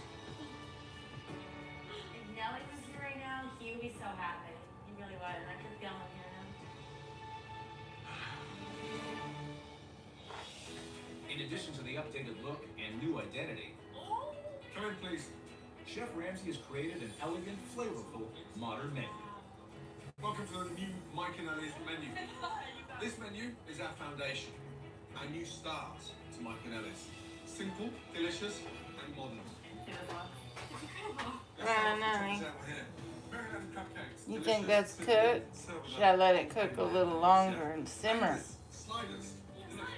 Aged white Is cheddar, that hot? shaved lettuce, and a special sauce. The hallmark of this restaurant is going to be the steaks. Tell me if you think I should cook it a little longer, honey. Right. You can strip it out. Modern and three-point size. Next up, we've got roasted. Braised shortbread. That's served with red wine sauce and rich striped bacon. Side dishes. Look at that mac and cheese. How do you have a steakhouse with no mac and cheese? Hot with some crispy breadcrumbs. Delicious. Like you get some food, black pepper. Right, honey. Class is running.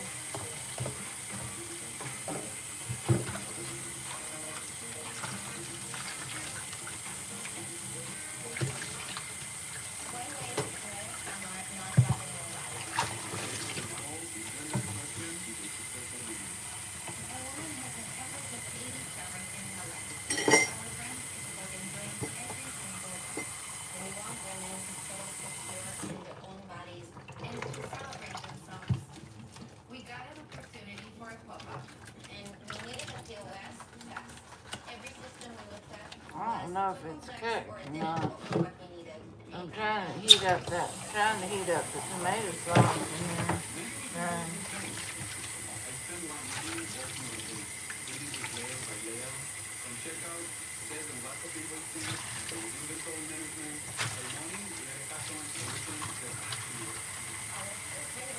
And then you think that's cooked, or should I let it simmer a little while with that tomato sauce in there?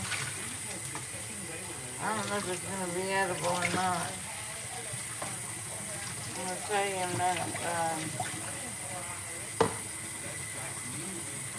I'm going to put some of it in the box. Right. I have no idea if it's I'm going to tell you if I'm about to eat some. This looks like a cow patty, vomit, or diarrhea. I don't know. You decide. Right. Also personalize everything, like creating a scheduling system with a tagline and an avatar for each team member. They loved it so much and immediately suggested upgrades. Having my employees excited about the feature in my selling point was really outstanding for me. Now we're thinking bigger, new countries, new locations, shipping integrations. What do you think? Should I let it cook a little more, this diarrhea cow patty looking thing? You're supposed to tell me yes or no. I mean, what do you think, man? Sam, trust you to go straight for the desserts. They're fantastic. Oh my god, the filet. Get over there. Oh my god. I thought my food was good, but the new menu is just unbelievable. Oh my god. This is so good. You are the man, Chef Ramsay. You came in here and you turned this completely around. This is definitely the start of something big. I see this restaurant from far.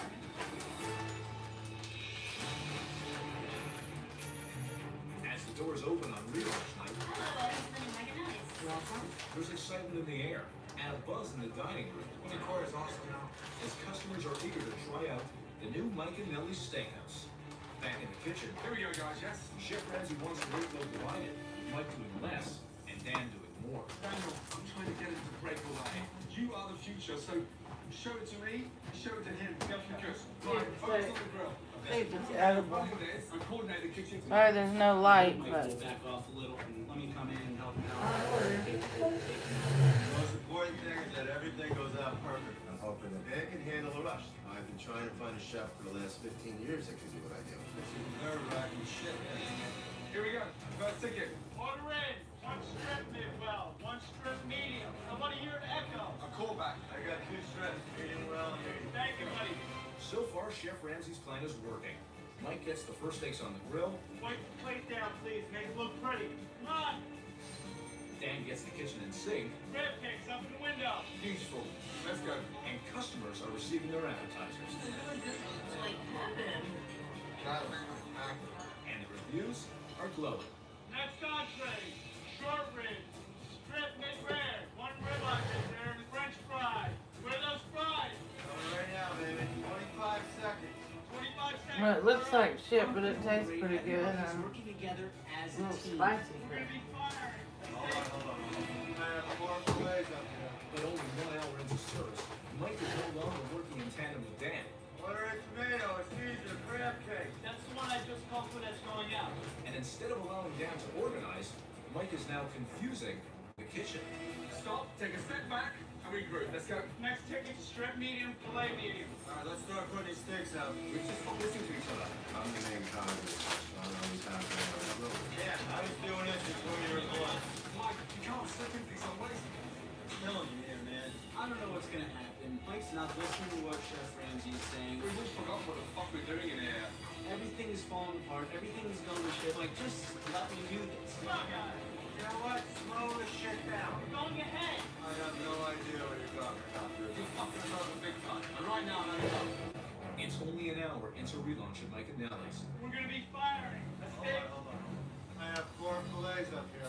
Mike has slipped back into his old ways and is refusing to share the leadership of the kitchen with Dan. We're going ahead. I have no idea what you're talking about, dude. And a successful relaunch is in jeopardy.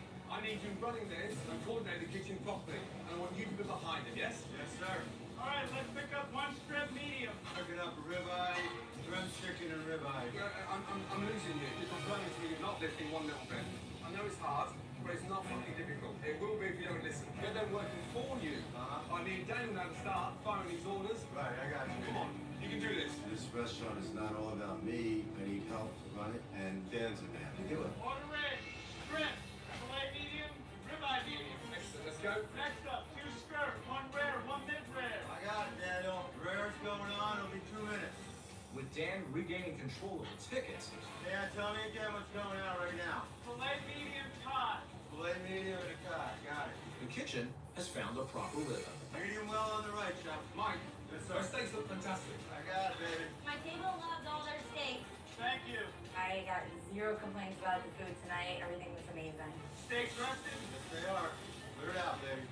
Dan was really into his job tonight and really took a lot of pressure off of me. Like the way it looks in here, the food will be out in plenty of time and you'll love it.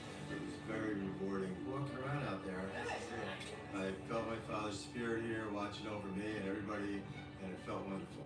How you doing, Daddy? I can't get the smile off my face. My dad, he turned it around. It's great to see him so happy. Mike, how was the dining room? I'm good, but everybody looks happy and smiling. Keep it that way. All right, brother. Board is clear.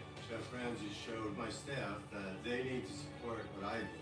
Everybody did great. I think this is going to be the most successful place around here.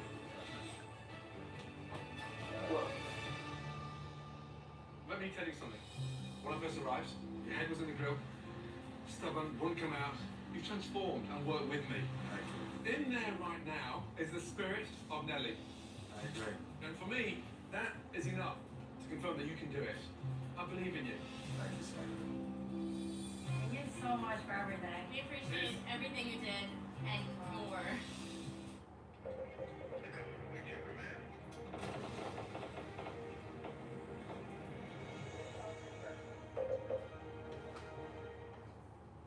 Switch to Google Fi Wireless and get unlimited premium. Our most popular. Right.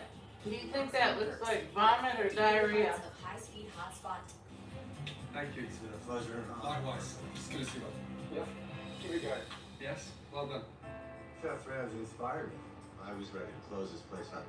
We got through it, we persevered. Now I'm gonna rock this place. I'm gonna rock this town. My father Nelson would be crying right now, overwhelmed by joy. I know he's watching. Daddy, thank you. I'm too proud of you. Good job. Thank you, sir. Yeah, look after him, will you? Will do. Thank you for everything. Thanks so Okay. much again. Get that spirit in there. Well done. When I first arrived at Mike and Ellis, this had to be the most depressing restaurant in America. From the food to the decor, even to the owner. But tonight, with the help of a guardian angel named Nellie, a miracle happened. Because this restaurant has become the hottest steakhouse in the whole of New Jersey. I just hope it will continue along those lines. That carpet, I've never smelled anything so disgusting in all my fucking life. I'm sure there's bodies under there. In the weeks that followed, business in Mike and Nellie's boomed. Amazing. Clearly, the new menu is a big hit in this New Jersey town. I'll be back for this one. Look at this menu, my God. This is a classic steakhouse menu. My customers love it. Outstanding. This is the whole turnaround I've been waiting for. Dan has been outstanding in his new role in the kitchen. 15 seconds, 15 seconds. Do we have those strips mid-well? Right now, baby. And Mike is embracing the change, Oh, this is menu. allowing him to spend more time with his diners. Thank you. And now he's following in the footsteps of his father. Love you, brother. Love you too. And there is nobody happier than his two daughters, Samantha and Lexi.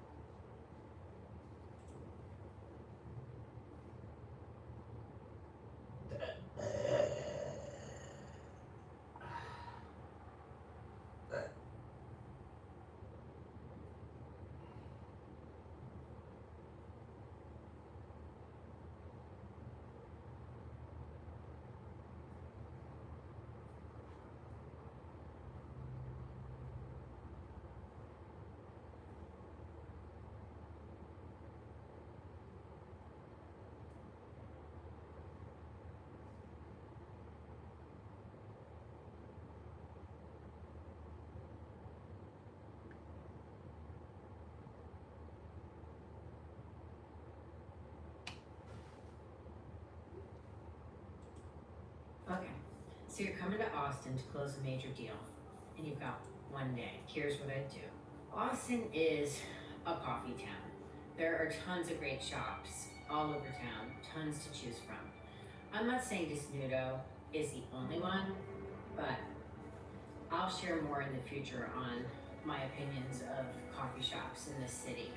For now, for this particular video, I'm recommending that you pop over to Desnudo and you order a brown sugar miso latte. I think they're just fantastic. The experience is super solid. It's a food truck. They're very committed to sourcing from smaller farms, small roasters, and a good bit of their beans are from Colombia. And they, take good care of their beans. They're very committed. So the Desnudo is in a food truck lot. So there are a few other food trucks in that same lot. There's a kolache truck, which is also a great option for breakfast, as well as Veracruz All Natural, and I think they have some of the best breakfast tacos in town. So pop over to the food truck lot. You'll see a lot of folks with dogs and folks that look like they've been out exercising and stuff like that. So it's a great way to see some of the local life happening around you. There's definitely a line typically, so it is a popular spot, and you can order ahead. I've never ordered ahead, so I can't speak to the experience myself, but I think they may have an app that you can use to order ahead and pick it up. But properties, and I would sit outside. Actually, the tables are a bit big. Today, I'm going around the world in 80 days entirely in first class. I'll travel across multiple continents and time zones using ships, trains, and planes. This doesn't come cheap though, with a sticker price of over $100,000. But you're invited along for the ride. With that, let's pick up our story in London, England. Well, hello there and welcome back to the channel where we begin our epic journey across the world. So without any more to say, let's head right over to the railway station. We'll be departing from London's historic Waterloo station on board the glamorous South Western Railways in first class. Okay, it's just a commuter service, but it's the best on offer for our jaunt down to the south coast. So here's the plan. To circumnavigate the world, we'll be taking 8 different luxury segments over the next 80 days. We'll start with an ocean liner, and in order to catch this, we'll need to head to Southampton, some 70 miles southwest. In fact, we're following in the very steps that passengers in the early 1900s would have taken on their way to a new life in America. Welcome to Southampton Docks, as we pull up to the world's last remaining ocean liner, Cunard's Queen Mary 2.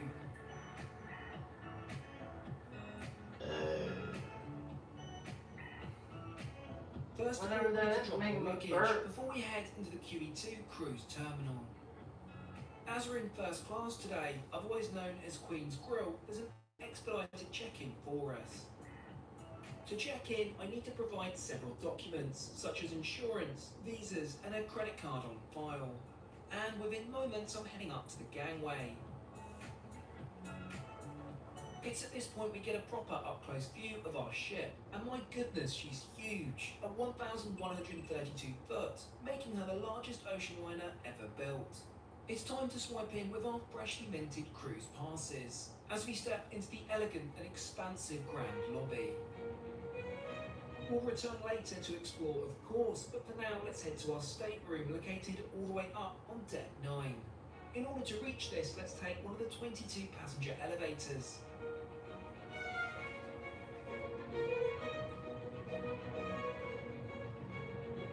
Deck 9 predominantly features Queen's Grill accommodation, with our room 9059 located on the starboard or right-hand side of the vessel. Welcome on board, and of course, welcome back to the channel, Mum, who's joining me on the first leg of this adventure. I am. I'm very excited. What's in the Atlantic? Wow. Our room is a Queen's Grill suite at 506 square foot in size. Facilities include a small entryway dry bar with coffee machine, custom Cunard gin, and a complimentary minibar. Moving on, there's an open plan living room, a writing desk, and a welcome bottle of champagne. Now for the Ron, do sleeping you think you would arrangements. eat that Available cow medium patty twin or a there? king-size bed layout. Adjacent to the bedroom is a walk-in wardrobe and ensuite bathroom, which admittedly is looking Ron, you think you would dated. eat that cow I patty? do love the Penhaligon's amenities though. It's time for our departure. It's crazy to think the next time I'll be seeing the UK is once we've circumnavigated the globe. However, the Queen Mary 2 will only take us part of the journey over the next 3,500 miles to New York City. With the sun setting, it's time for our first gala dinner, and Cunard have a dress code for evenings on board, therefore I think a dinner jacket is appropriate.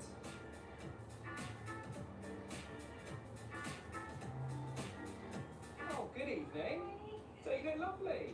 Fancy some champagne? Yes, please. Come and join me. Wonderful. Look at that.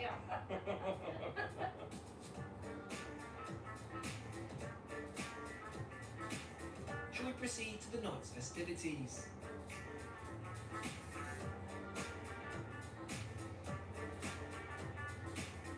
As we head to Ronnie, deck would 7, you eat that there are cow patty, options honey? available on board. Entry level is Britannia, where you can dine in perhaps the most beautiful main dining room of any ship I've ever been on. Next up is Princess Grill, which I suppose is business class. Lastly is our dining room, the Queen's Grill, and indeed first class. Let's take a seat and see what it's really like.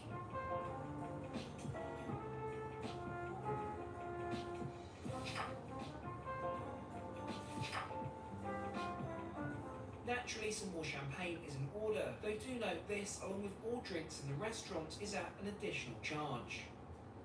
To begin, both Mum and I have the twice baked goat's cheese souffle. For main, Mum has the black pepper tofu, and I have the lobster thermidor. Dessert, of course, is obligatory on gala night.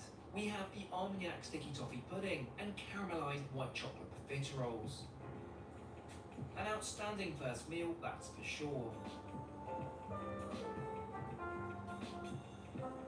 Of course, that's not the end of our evening, and we must head down to deck 3 to the Queen's room. This is the largest ballroom at sea and will furnish us with traditional dancing and entertainment well into the night.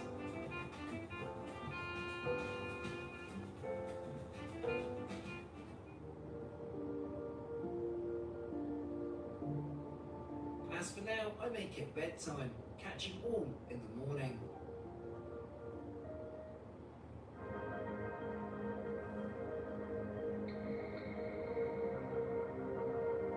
Good morning from the mid-Atlantic. We've opted to sample breakfast in bed for a lazy start to the day. There is one area of our suite we're yet to explore, the balcony. With two comfy lounges, it's the perfect spot for a morning coffee whilst gazing out to sea. Right, I'll make it time for a proper look around the ship. Let's start on the promenade on deck 7. These are increasingly rare on newer ships, but a hallmark feature of ocean liners. Complete with iconic steamer chairs. It continues all the way around deck 7, including right onto the stern, which we must explore. Those are indeed spare propeller blades for the propulsion system, and affectionately named the Commodore's cufflinks. I'm also keen to check out the upper outside decks, because this ship has a facility unlike any other on the water, kennels. Animals are no strangers to Cunard's vessels, dating back to the 1800s, and they've transported quite the menagerie of creatures, though today you can only take cats or dogs. We've timed our visit perfectly to coincide with the doggos getting some exercise.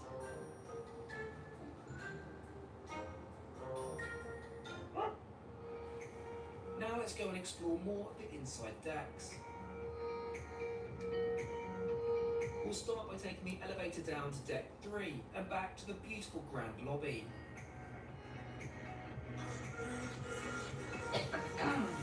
This space also plays host to a champagne bar and a small collection of boutiques offering duty-free purchases. Taking it down the central staircase and in turn to deck 2. You'll notice the meticulous That attention cow to patty detail made me of burp. these art-adorned corridors leading The into cow a patty British icon. made me That's burp, right, they have honey. a British pub on board. Right. Serving fish and chips and pints of lager. Not very good. Put it in here. Talking of food, we've got something quite special. Looks for like tonight's vomit. meal. Tastes like shit. Though it does involve throwing on something Diarrhea. smarter. What do you think it looks like? More like Of course, we're back in the Queen's vomit, room. diarrhea, or something else?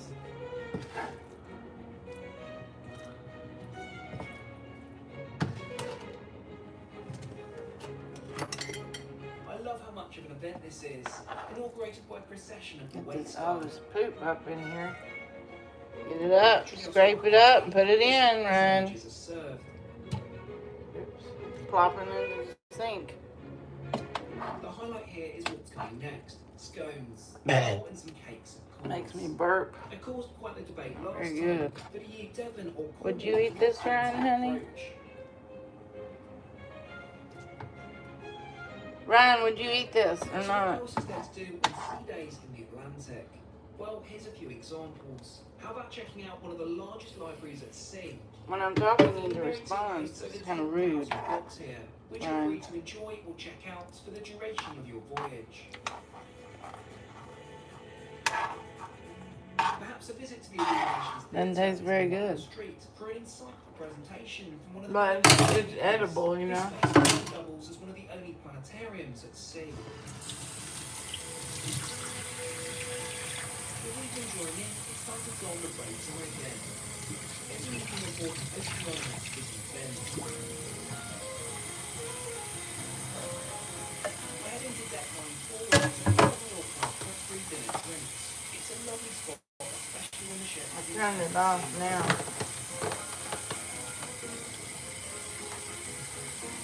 Put this cow patty in the fridge. Unfortunately, for the Queensborough restaurant, this is at a surcharge.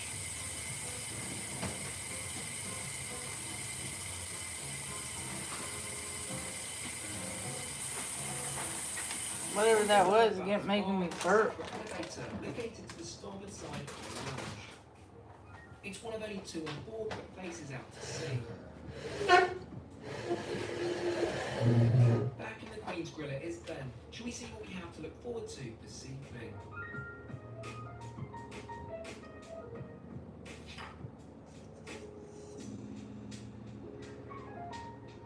Mum starts off with the roasted peppers, and I the vegetable spring rolls.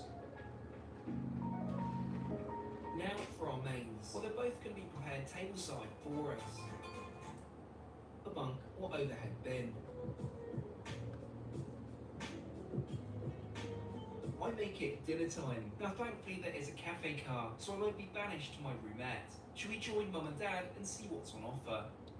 For sleeping passengers, dinner is included in your ticket, along with an alcoholic drink. Still, but it also means we must break our no-flying tradition for the first time of this trip, so we find ourselves at SFO. Where are we off to, you ask? Or does the airline give it away?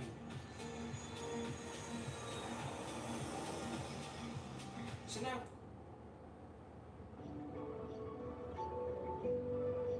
well, Japan, you've been amazing, but now it's time for our next destination. So let's head right inside the terminal and find out where we're going. Now I need to locate check-in A for Singapore Airlines. That probably gives the game away about where we're heading, but hey. After dropping my bag and receiving a boarding pass, an airline employee escorts me over to security. It's most appreciated as lines at Haneda can often be pretty long, and given that I overslept in the confines of my sleeping pod last night, I'm running a little late. Thanks to being so speedy through security though, we actually have a few minutes to take a peek at the duty-free shops. Anyway, bananas aside, it's time to board our aircraft. Without further ado, let's swipe that boarding pass and board this plane. Welcome on board Singapore Airlines. Shall we go and get settled into my seat, 1 Alpha? Don't worry, we'll take a proper look around once we're airborne. In order to do so, I need to fasten my seatbelt as the safety video begins to run. Before we take off, store your luggage under the seat in front of you. Right, the airline's gonna take off, honey.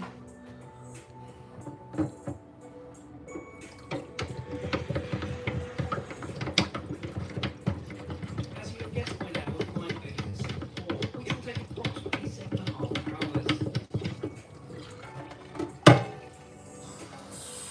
It's not long until we reach our cruising altitude of 35,000 feet. It's time to have a look around the thing. I've mentioned the Captain 1 Alpha, which is one of 4 first-class fleet settings. It may be a bit dated, but the sheer amount of space in this suit is profound. There's a 24-inch touchscreen TV, a small power outlet, and a convenient storage closet for multiple seats. To the right of the seat's bed control, a window. Anyway, shall we take a look at the menu? It's not the most extensive of first class, but that's because of their huge pre-ordering menu called Birth of Cook. Priority first though. They serve a great selection of champagne, but Krug is my preferred option. Alright, At honey. 11 AM. Big up TV. I'll retract my tray I don't table know. as our first appetizer is served. I just Maybe. had to have their signature satay service.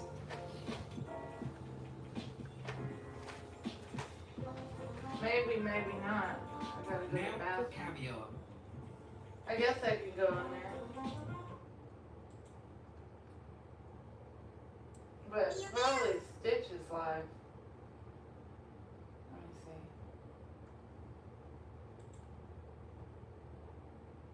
Oh, she's in his room. Probably.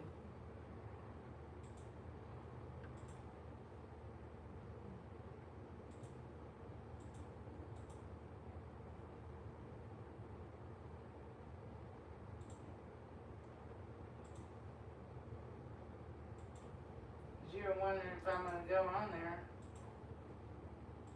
Well, I'm on there right now. Oh, and I'm provided with the all-important mother of pearl spoon. Just to see if anyone comes in, I guess. For main, I've chosen not to book the cook menu, of course, the wagyu steak.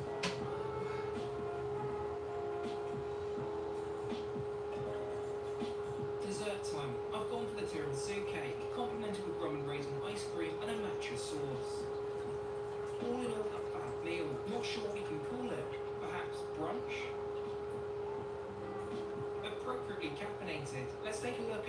provided amenities, and of course the lavatory. There are 2 of these for 4 passengers in first, so you're unlikely to queue for the loo. It's of average size, though kept meticulously clean. There are provided dental kits, razors, and elite cosmetics. Talking of which, here's my provided PJs, an amenity kit to take home. In my absence, the lovely flight crew have turned my seat down into a bed. Let's boot my not Tim's off and get in. Now, I have no intention of sleeping in an effort to mitigate jet lag, but fancy a post-food movie.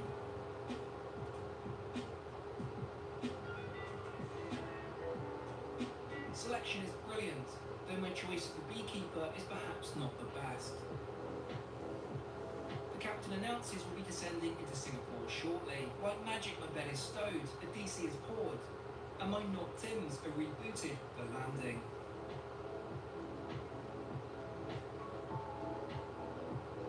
Welcome to Singapore. We've arrived on time, and I'm particularly excited as we have some epic plans coming up. First of all, let's clear immigration and hop into my pre-arranged taxi. Around a 20-minute transfer from the airport is our hotel. Yes, I'm booked into Raffles. Open for well over a century and labelled for as long as one of the world's best properties. A stay here is not cheap, with rates north of $1,000 a night, but when in Rome and all that. In terms of room, I've booked a stateroom suite in one of the most historic wings. It's also not exactly small, at over 700 square foot in space, featuring a beautifully appointed marble bathroom, an elegant 4-poster bedroom, but the best surprise is waiting for me in the adjoining living room. Oh my god, Millie! That's right, Millie has flown in from London. Oh, welcome to Singapore. Given where we are, should we go get Singapore Slate? Let's do it. Many also know of Raffles owing to its famous long bar and creation of the Singapore sling.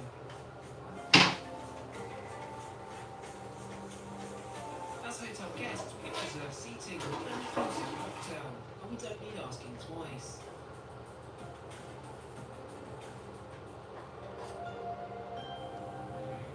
We had just a couple of hours this morning to wander the gardens by the bay, as Millie hasn't been here before. Next up, we'll go over to the cruise terminal because, of course, we'll be catching another cruise ship.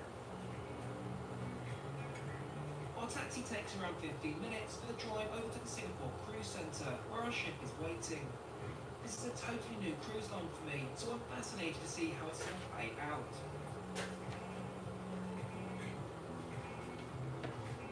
Check-in is deserted. Ryan, you asked me about Vigo and I turned it on. It's somewhat complex due to our itinerary. Nevertheless, it's processed properly, and we're invited to head over to the gangway.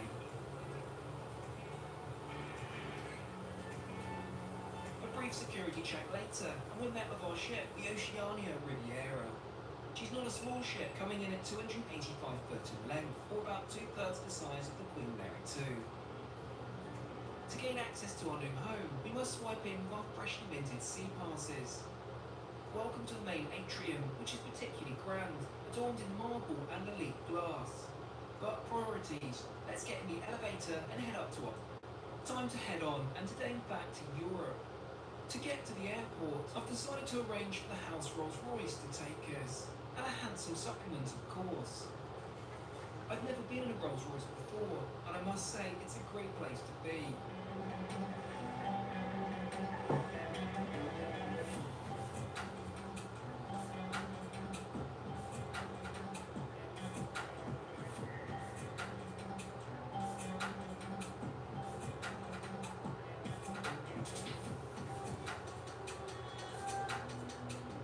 I mean, it was bound to happen sooner or later, introducing Emirates back to the channel. Check-in as usual is a breeze. And within moments we're heading over to passport control and security. Our ticket grants us access to the coveted Emirates First Class Lounge, so let's head straight there. Incidentally, this is also the world's largest first class lounge. True talk, you need to consult a map to find your way around.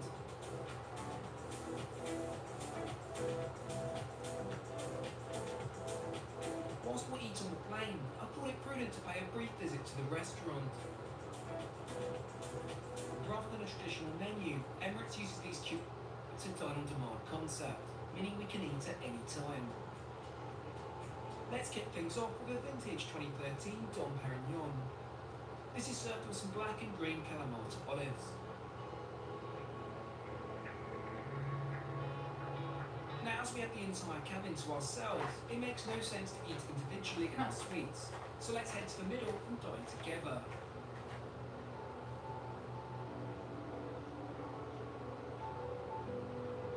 Our tables are set with pristine white table linen, and we're advised to put our seats into dining mode. To begin, Millie opts for the Run, roasted honey. soup, and I the poached lobster tail garnished with caviar. Sorry, there's no light, See but how much I love this dish and insist on the caviar service. Of course, I'm not going to decline. Millie, however, is not a caviar fan.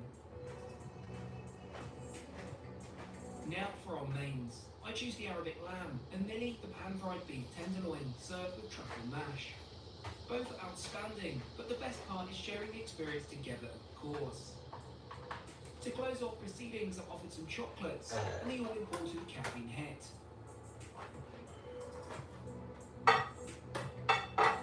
Now it's back to our seats for a chill, which have kind of been turned down into beds during our absence.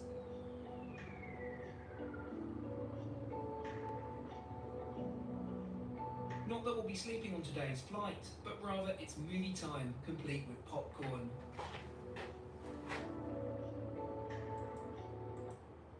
Cars. I've managed to find an itinerary which leaves Budapest to line up with our travels. Needless to say, we're both bursting with excitement, and we'll be trying out their new suites to boot.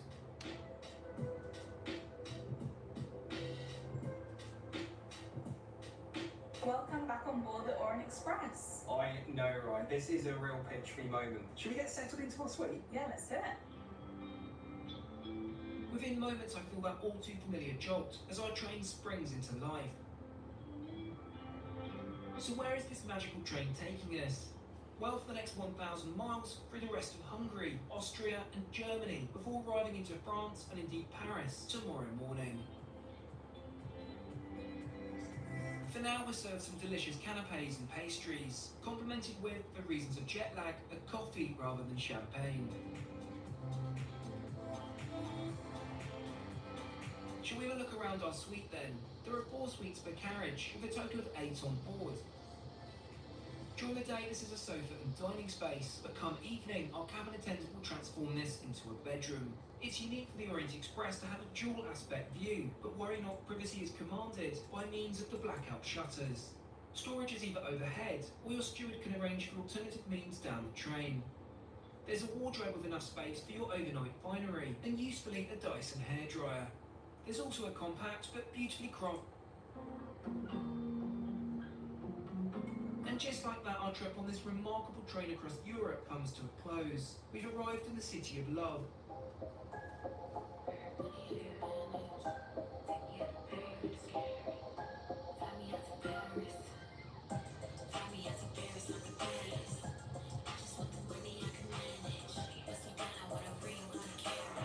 So accommodation-wise, the brief I gave myself, a view of the Eiffel Tower.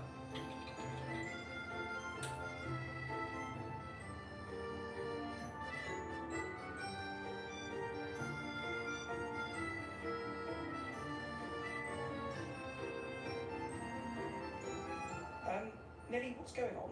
I mean, I'm just lost for words at this point, to be honest. Oh, but it gets better. The view from the balcony.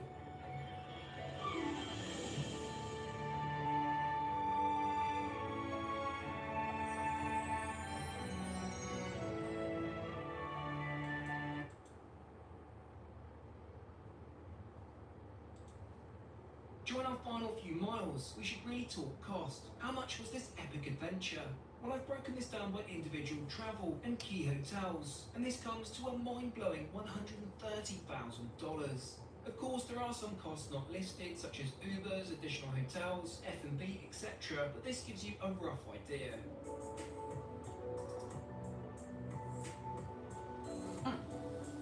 Welcome to London, and there we have it, 80...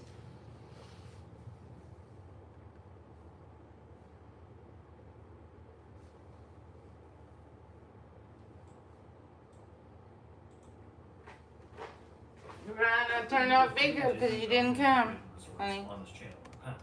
And while I would consider a few of them to be some of the greatest themed hotels ever built, others have suffered from mixed reviews, either from their poor value proposition or lack of modern day quality and theme. But as a general rule, they're all pretty well managed and kept up to a rather high standard, so I've always given them that.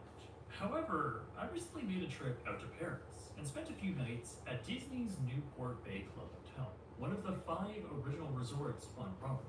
And after staying there, I feel pretty confident in saying that this resort might just be Disney's worst hotel.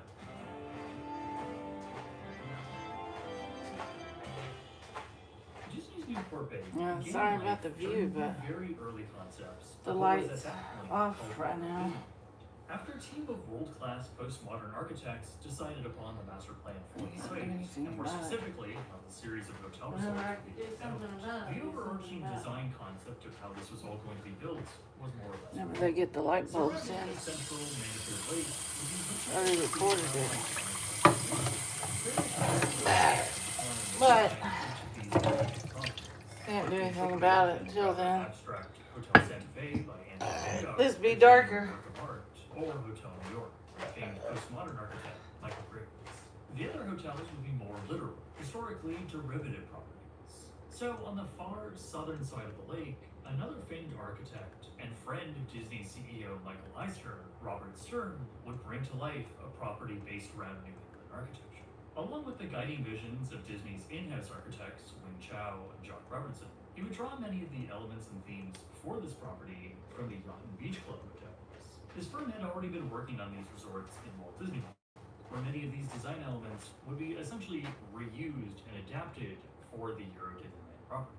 Initially, what was now called Newport Bay Club was also going to have a beach for swimming in the lake. Later designs would eliminate this idea. By the time Euro Disneyland opened, Newport Bay would also begin accepting guests on April 12, 1992. It did so with 1,098 rooms, making it the largest hotel in Western Europe at the time. Since its opening, and following the financial failure that the resort as a whole encountered, the hotel itself would close for the winter season due to low occupancy. As the park and surrounding properties rebounded, though, through the decades after, it would see the addition of a convention center in 1997 and a pretty large renovation in 2016, transforming not only the rooms, but many of the public spaces, for better and for worse. So with all that context in mind, let's go ahead and check it.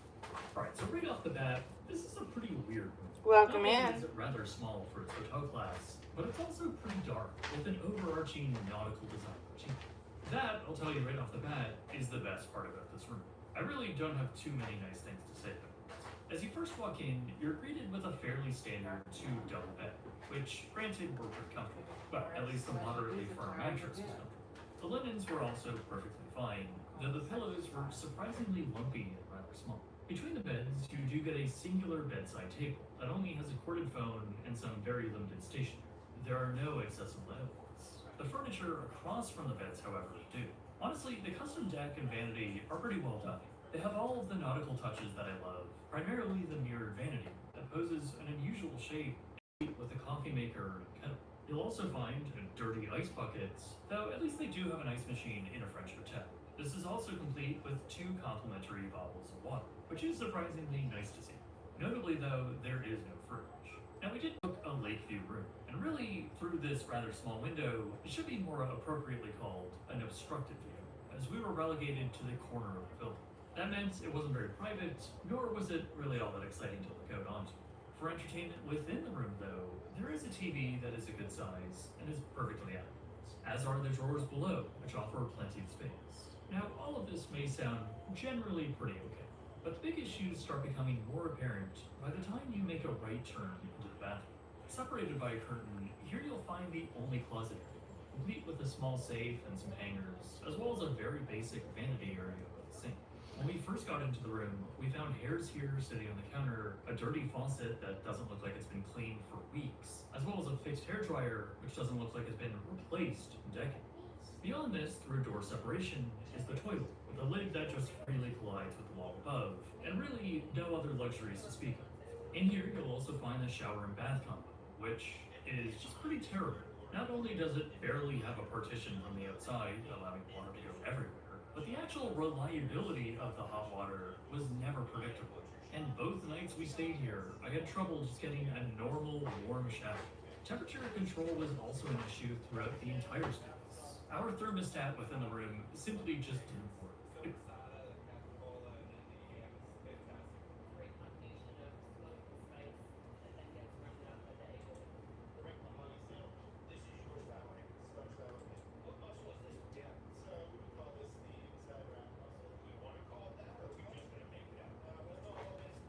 Need a loan, but your credit looks like this? Triple lending helps people just like me find real solutions, even with a credit score in the 500s. They look at my income and my whole situation, not just the number. It felt totally judgment-free. Ronnie, still there, honey? It got approved, and the money hit my account within 48 hours. Now instead of juggling 5 financial loans, I have only one fixed monthly payment and the rate starting as low as 6.99% APR. If you felt stuck, go to mysimpleloan.com and finally see what's possible.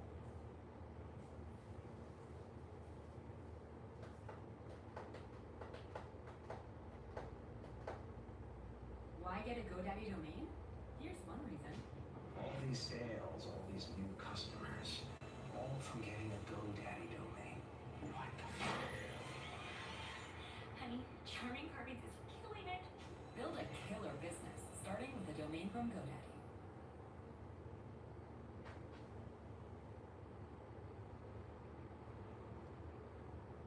Tonight on Kitchen Nightmares, Chef Ramsay heads to the Rocky Mountain town of Woodland Park, Colorado. Oh my god. And discovers the Kitchen Nightmares first. Go to the window. A casual fine dining Italian restaurant with a drive-through. This looks like a fast food restaurant. This bizarre restaurant is run by a very vocal owner named Julie. You got a fucking problem. She is clearly the judge, You don't handle this kitchen. I handle this fucking kitchen. the jury, What the fuck is this? and the dictator of the struggling establishment. You go away. Go away from my face right now. She not only refuses to listen to her staff, Use the one in the back, I said. but Chef Ramsay as well. Do you have any idea what's going on behind You've been cooking these for 4 years this way. All of a sudden they're fucked up. Julie's defense is to go on the offensive, Our spinach has never looked like this. pointing the fingers at others. You know what, Trevor? You refuse to do anything. The head chef, he has only 2 moods. Kiss my ass. Downright angry She doesn't want to listen to anything we have to fucking say. or passive aggressive. Don't like this, how about this? And while there are numerous problems with the food, I have never seen anything as bad as this. the biggest problem is that Julie I think our food's good. oh come on, is in complete denial. I'm standing by my food. This owner may be impossible to get through, The way you're running this place is incorrect. It's my restaurant. and Chef Ramsay may be stuck in neutral in Woodland Park, Colorado. Why doesn't he just leave it alone? Get ready for a battle. Oh, this is gonna be fucking great. It's Chef Ramsay versus owner Julie, I'm leaving. Julie, I can't do it. and you'll be surprised how it turns out. you're walking out. Walking out. What is that? He's serving rotten food. They're not fast. They're delicious. Wake up! You wake up! Shut the place down. That is amazing. Fantastic. Thank you so much.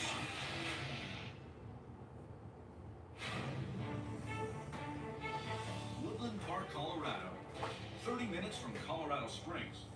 It's known as the city above the clouds, and it's home to Mangia Mangia, an Italian restaurant owned by former realtor Julie Watson. Hi, Manja. This is Julie. Can I help you? We bought the building. It was a fast food restaurant, and I didn't know what concept I wanted to do. Ron, are you still there, honey? My mom decided to open up an Italian Ron. restaurant because there aren't any other Italian restaurants. There's 3 Mexican and 2 Chinese. You guys need tables. This is the only Italian restaurant in Woodland Park, and we've blown it Come on, people. because Julie is a poor manager. Just do whatever you guys want to do. Have fun. She doesn't know what she's doing. I said to use plates. How are we supposed to plate up spaghetti? This restaurant runs like a Jerry Springer show. Get rid of this shit. And what's in the walk-in? We fight a lot. My mom has a tendency to yell No, you're supposed to fucking make a meal of lunch for tonight. instead of solving the problem. The next fucking lasagna I bring back is going up your ass. She gets mad. You stay out of her way. Just not in the mood for it. You say anything, and you're gonna get it. Is someone hiding shit? Because I just ordered 3 dozen bowls. The king of the world attitude that Julie has causes a lot of problems. Trevor, that's burned to a crisp. We have to start that over. My biggest problem in the restaurant is my head chef Trevor, who thinks he's a god. I want it done, and I've got to be done by 2 o'clock. I run somewhere. Sorry. Trevor? I hate Trevor. He's disrespectful. He's just not a very nice person. He throws fits. What's going in? He's thrown stuff at me. He's messed food up on purpose. This is always a good way to check. He's walked out before. There, don't like this. How about this? I've never been into a sit-down restaurant with a drive-through window. Hi there, how are you? All right, thank you. A drive-through screams fast food and not just casual fine dining restaurant. This is not good. The food isn't cooked with much love. It's cooked with stress and a microwave. Where is my other lasagna? It's in the microwave. Here's the emojis. That one table bitched so much. I don't know what to do with them. I've had more people tell me what is wrong with me than ever in my whole life. It's like open field day on Run, honey. I've reached my breaking point. I'm stressed and cannot take any more. Run. Deep breath. I went on Bigo, you didn't come, I ended. I put all my money into this restaurant. Having Chef Ramsay here is the last resort. With Base 44, a simple sentence becomes your website. Page after page, ready for business. Plug in what you need, connect payments, sync calendars, and voila, watch notifications fly in. Sales, bookings, the good kind of noise. Edit, well, everything. Drop in motion libraries. Give your site more life. From header to footer. Every click tracked. Every action visible. Connect your domain so it's officially yours. And as you go bigger, your site does too. Build what's in your head. Base 44.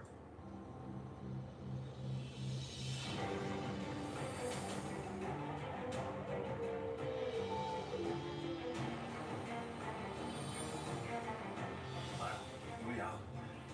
Wait, hold on a minute. Go to the window. This looks like a fast food restaurant. This has to be a first. He's here. I see him. Janelle, just chill. I wonder if that table's inside. Hi. Hello, how are you? Good, how are you? Yeah, very well, thank you. Nice to see you. What's your first name? Janelle. Janelle. Okay, great. Let's get one thing right. You do have tables inside, right? Yeah. Okay, great. And the drive-through. Why is it here? Normally people call in their order and then they pick it up. So, on average, how many guests drive by a day? Maybe like 1 or 2. So I'm the one of the day. Yes, you're the Wow, one. well, let's make this quick. So today's what? It's chicken and wild rice. Let's have a chicken and wild rice. Okay. Thanks, Daddy. Why are you making me do this, Mom? Janelle, stop. But should I just do soup how we normally do? And Yeah, just do it like we normally do it. Let's see how quick they are. very nerve-wracking.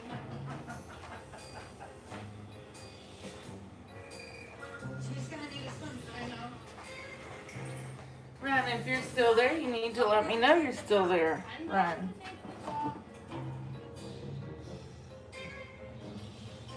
Super frustrating.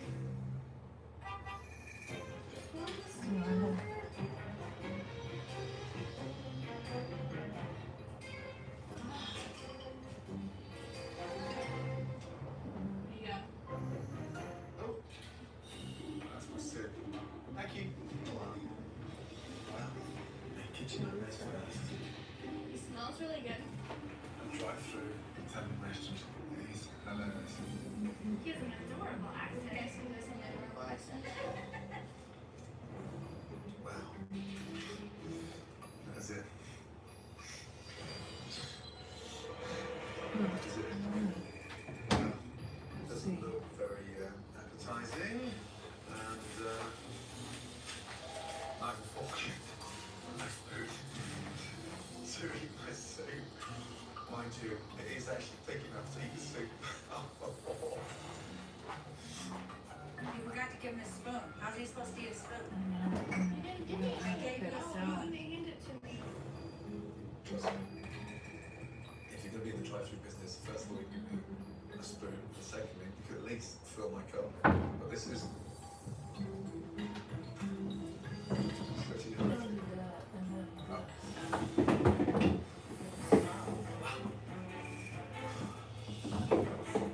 Hi.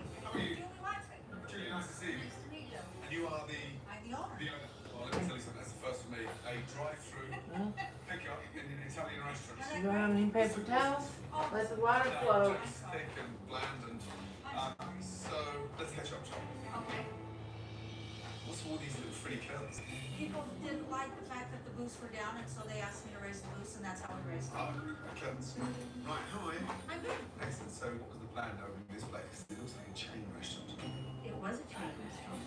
It looks like it now. Still? It doesn't resemble a fast food restaurant for you. Kind of, but not that bad. I don't see anything Italian in here whatsoever. Really? Yeah. I think it's cute. Okay, well, when was the last time you were in Italy? Never. Okay. I'm Irish. Okay. Is that all fake? Christmas tree lights as well? Yes, it is. We're in August. No, but it's light. I don't know It's if light it's- to the back. I think it's beautiful. Which part is beautiful for you? The fake flowers or the curtains? You're just not gonna let that go, are you? Holy shit! I'm just curious. Yeah, I'm gonna wait and see. You're making me laugh. I'm gonna have to call Why Italian cuisine maintenance. then? I It keeps opened an leaking. Italian restaurant because people in Woodland Park said there's no Italian. Open an Italian restaurant, and so I opened an Italian restaurant. Right. You must have some good stuff, surely. I do. So who are the highlights? Andrea is a great waitress. My daughter, Janelle. Oh, do you know one who forgot to give his food? Yeah, I Okay. forgot to give you the spoon. Yeah, I see if have it's Kevin's still- great. One of my cooks. It continues to leak. I think our food's great. I have a cook that has worked with me since the day I opened, and he has an attitude. Right. But I haven't fired him because it's hard to get help up here in Woodland Park. It is. Yes, it is. Who maintains the standards here? Me. Are you The buck stops here. Right. But you just confirmed you've kept the wrong chef for 4 years. But he shows up. 90% of the time he does what he's supposed to Right. do. But 10% of the time he's an asshole. And which restaurant did he come from? He's never worked in a restaurant. So he had no background in training. Exactly. So how did he start? He was not washing dishes. Okay. Does he get on with the rest of the team, the front No. house staff? He No. doesn't. No, he makes them crazy. What do the service think of it? They think he's an asshole. Okay. If he gets pissed off, he'll walk out the back door and sit and smoke. In the middle of service? Yeah. What? Yes. Where does that come from, that attitude? Because he thinks he's a god. He's seen the parade of people that I've had at this restaurant. So he's put you on the And radar. so, yeah, exactly. He knows that I can't fire him because I have no one else. How old is he? 22? He's 22. Yes. I mean, 22 years of age, you shouldn't be running the kitchen. But somehow the food turns out good. It does turn out good. How is that possible? Because we haven't changed anything for 4 years. Okay, well, we'll see. Proof's in the eating, right? That's right. Show me around. Okay. Please. Excellent. The Great Wall of Woodland Park. Yes? I love my wall. Don't make fun of my wall. Good. No, it's hideous. Ladies, how are you? Thank you, This is Andrea. Andrea. Okay, great. Young man, come over. How are you, bud? Trevor Peterson, nice to meet you. Trevor Peterson. Okay. And what do you do? I'm the head chef. So you're the 22-year-old that 90% is good and 10% is an arsehole. Yeah. Okay. Or the other way around, whichever way. No, I'm just going on with the owner said. How do you rate the food out of 10? 5. Oh, It's your own food, Trevor. wow. And I would give it a 50-50 on Trevor's behavior. And where does this stem from? Did we fall out? We were dating back in the day, I guess you could say. Right. Might even be 40-60 on the bad side. Seriously? You made me that, man. You tried to punch me. Hold on. Janelle. Janelle, come over here, my darling. Please. This young man tried to punch you. Yeah, he pushed me into the walk-in, tried to punch me. When I told him I was going to call the cops. When? About a month ago. Is that real? I didn't. It's somewhat real, yeah. So you grab her, tried to punch her, and push her into the walk-in. After she tells me no one cares if I get fired, no one cares about my well-being, no one cares about me, no one Because gives a shit it's about me. true. No one likes you. I tried a ton of AI workables. Then I tried Monday.com. Game over. Monday, Chef Ramsay has already witnessed some minor problems like the decor and some major problems like the serious Trying to see tensions if that between water's his daughter still and coming the out. chef. He's hoping that he can find some positivity in the food. I hope the answer is no. Yes. When I tasted that soup, I felt like going straight back to the airport. Okay, well, let's all shall we? Okay. Right, let's go for the wild mushroom ravioli, please. Grilled piccata. What else here? The fresh smoked salmon. Okay. Parmesan something as well. And I've got to go for the meatballs. I think we're done, my Well, friend. it's condensation, but if it's leaking out of the fridge, then we have a problem. So I need to see. Is that for Gordon? Never really gets on the floor, except today I noticed it getting on the floor. You know what, Trevor? That's So, bullshit, Trevor. You know it. Kiss my ass. Although I'm not a fan of Trevor's antics, I think our food is still very good. Mushroom raviolis? Mushroom raviolis. And what's the sauce? Is it Alfredo sauce? And can you ask the chef when he made the raviolis, please? Thank you. Wow, that looks like a pile of defrosted snow with bear shit sprinkled all over it. Trevor, when were the raviolis defrosted? Just now, yeah. Wow. Do they look homemade? I don't think so. They're frozen and they were just made. So it's store-bought. Yes. Damn. Can the chef make a ravioli? I don't think they ever have, no. Can you ask him if he can make a ravioli? Thank you. Wow. Just kind of checking the floor. Ah. I don't know the. Have you ever made raviolis before? Fresh ravioli? I have not. Do you know how? No, he does not know how. Let me see if it's still dripping. He's never made them and he doesn't know how. He doesn't know how. You know, making pasta's like making bread, right? I don't think so. 550 grams of flour, 6 egg yolks, it's not. It's just salt. There's a little. He's having Andy write down how to make How to make raviolis? Lovely. You boil it together. Natural pasta, then knead it like bread. Yeah? They were disgusting. Wow. Can you throw that away? Yes. What the fuck is wrong with it? Trevor, he would like you to get together 550 grams of flour, 6 eggs, oil, a pinch of salt, everything you need to make That's pasta. 550 grams of, I don't know what that Of is. flour, he needs to get the stuff to make. I know, but what is 550 grams? Yeah, he's British, Mom. I know, but what does that mean? We gotta do the conversion. We have to figure out how many cups that is. Figure it out. I don't know. Okay. He wants him to get everything to make raviolis. He wants him to just get everything together and start making pasta. Oh, this is gonna be fucking great. A chef that doesn't know how to make pasta, and you're the head chef of an Italian restaurant. Even if you can't make ravioli, linguine, spaghetti, lasagna. Wow. It's too oily. Try it again. I've never done it before, Julie. Thank you. Yeah, that's way too oily. Yeah, there's too much oil in there. Yes, it's supposed to be dough, not paste.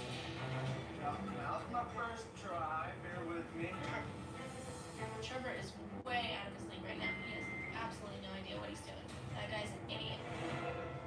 Here's your meat lasagna. Thank you, darling. And there's a big disgusting thumbprint with meat sauce. Can you ask him just to take his paws off my side of it? Do you see that thumbprint? I do. It's like dubbed in the sauce and Right on yeah, the right on the side of the plate. Not appetizing. Can you ask him to just wipe that off, please? Absolutely. And tell him to clean his fingers, please. Chef thumbprint all over my plate, covered in tomato sauce. No, thank you. Now what? He doesn't Right, try it. honey. He just wants you guys to clean the edges of the plate. There's fingerprints. I went on Bigo, and then I ended the Bigo because you didn't come. And I told you I was on Bigo, and you didn't come, so I ended it. Darling, why is it so watery there? That would be from the marinara. Wow. Thank you. So, You're welcome. you know, Ugh, not playing that game. that is stone cold. I mean, well, Andy, so just touch that there with a finger. Thanks. It's cold. It is ice cold. Why is it cold right here? It's ice cold. Okay. Show Julie. Julie, Please, thank you. you're welcome. Disgusting. Chef would like you guys to feel right here. It's cold. That fucking lasagna's cold. Julie, the microwave. I told you not to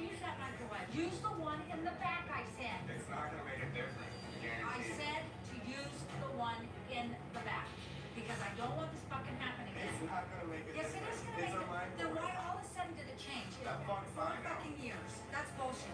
I said, don't use it. Okay, Julie. Julie's in denial about everything. I don't understand why she won't acknowledge that. Make sure there's no fingerprints.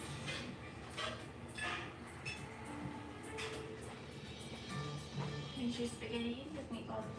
Thank you, madam. And are the meatballs homemade? No, they're frozen. Oh, come on. Serious? Does he know how to make a meatball? He does know how to make meatballs. Oh, okay, great. So why is he doing that? I believe that they used to do them and they fell apart too much before. That means he doesn't know how to make them. Doesn't know how to make them right. Wow. Ask the chef why he can't make a meatball. Okay. Please. Yep. Thank you. Wow. And the meatballs taste like warm foam. If your workflow looks like 12 open tabs and 3 subscriptions, stop. This is Nevada, because I can generate cinematic video, high fashion images, retouch photos, create voiceovers, build soundtracks, design Trevor, chef would like to know why our meatballs would fall apart. Why would you not be able to make a meatball? So the reason he stopped serving them is because they fell apart. That was our original chef. I didn't say that. That was putting words in my mouth. Thank you. I would love to go back making handmade meatballs. Okay. Ryan. Trevor, I can't get you to do fucking prep and you want to make meatballs? That's gonna work. Kiss my ass. You don't want to pay anybody to do anything. I have to beg you to come to work in the day. I can't even put you on days because you don't show up. Do you think I want to come back here trying to handle the whole goddamn kitchen? You don't handle this kitchen. I handle this See if the fucking water's kitchen dry. because you refuse to do anything. I don't know what to do. You ask for this job. You always walk around saying, I'm the head chef. Okay. I guess. Oh, I'm scared. Trevor says it was the original chef's meatballs that fell apart. He's never made the meatballs here. Okay, so He knows how. yeah, that's dreadful texture. Meatballs taste frozen, and marinara, if you just tip the plate to the side, I'll just show you, it's just full of water. I didn't expect a watery marinara. And the spaghetti's not getting glazed, it's just bland. Thank you. Now what? The spaghetti is not glazed, it's bland. The marinara is watery. The meatballs, you can taste, are frozen. What's wrong with that? Good spot. I don't know what's. The spaghetti is bland, the marinara is watery, and you can tell the meatballs are frozen.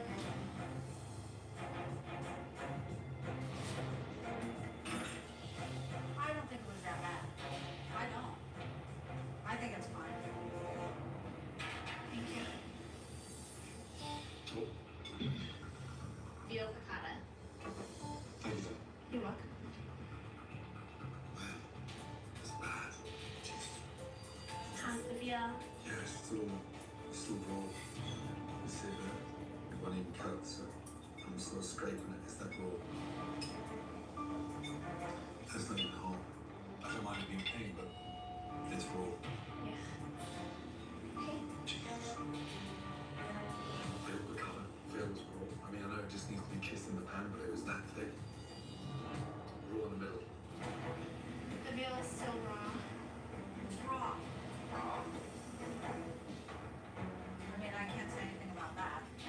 It's fucking raw. I'm starting to get like fucking pissed. Priceless.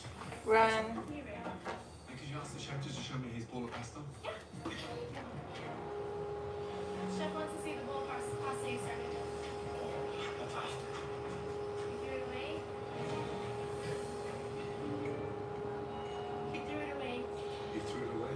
He did. I have no idea. He did earlier, I guess. That better be right. Wow. Now what is that? It's your salmon with the balsamic paint. With the balsamic paint. This is something fresh.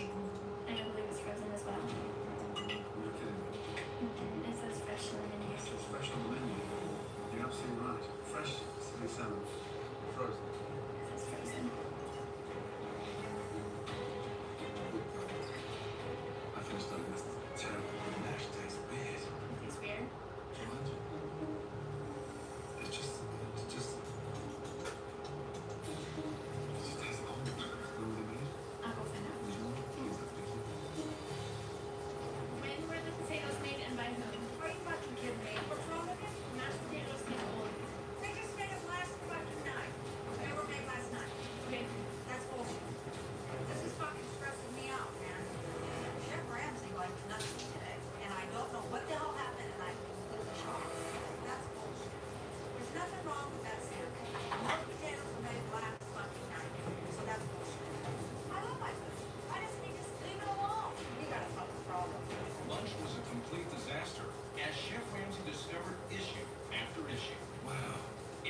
parents at him why this, the only Italian restaurant in town, is struggling so much. Let's get the team out. Let's have a chat. Okay, everybody come.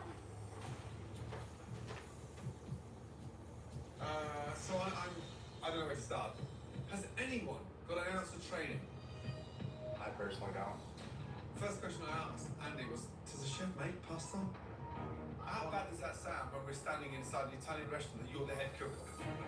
The fact you can't even make a fucking meatball, that scares the shit out of me.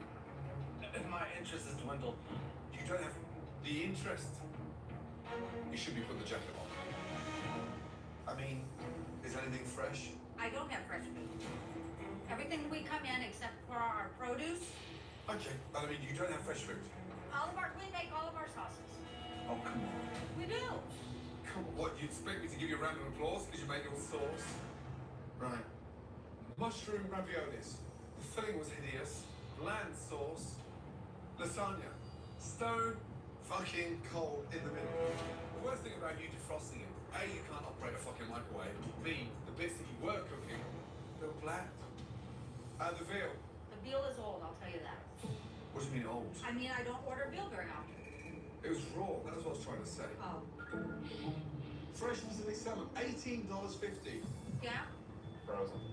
Frozen, very weird taste, look dreadful, overcooked. No one complains about that salmon. People like it. So you don't think that customers need to know it's frozen? If they knew it was frozen, do you think they'd order it? Does it say fresh on the menu?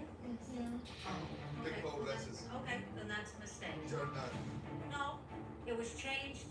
It was changed. When was it changed? How long ago was it fresh?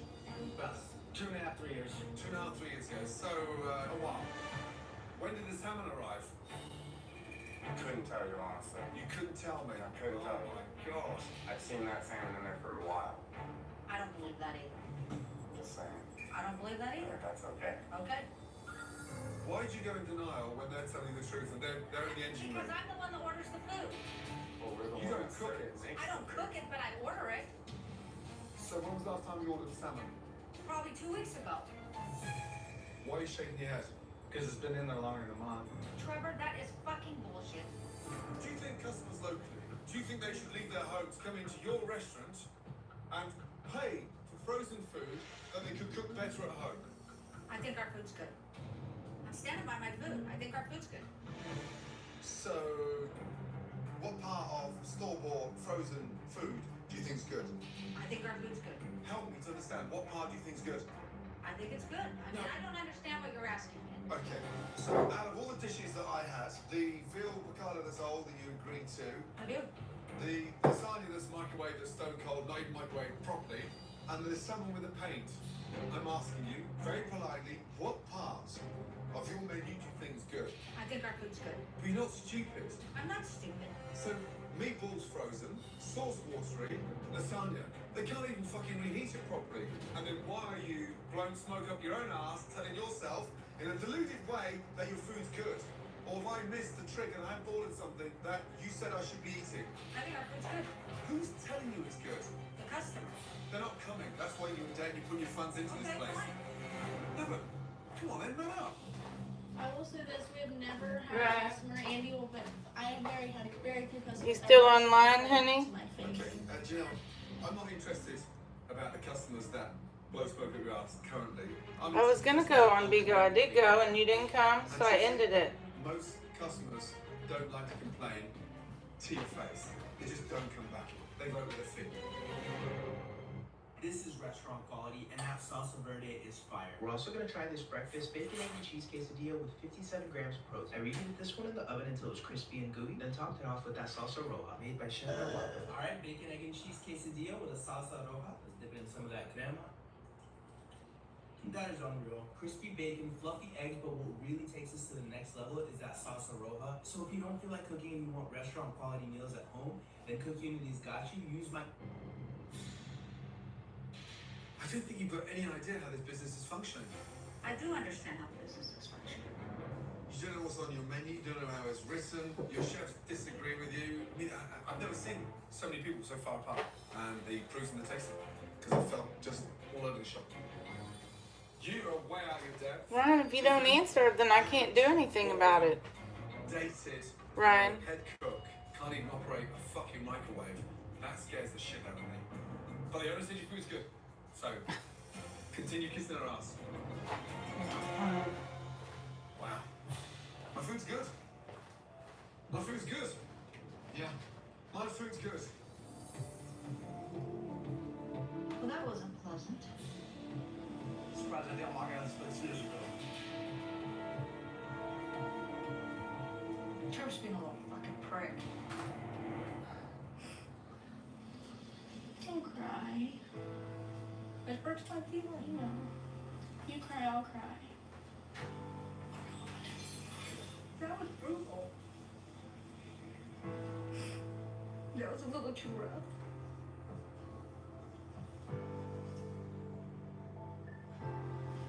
Let's go outside.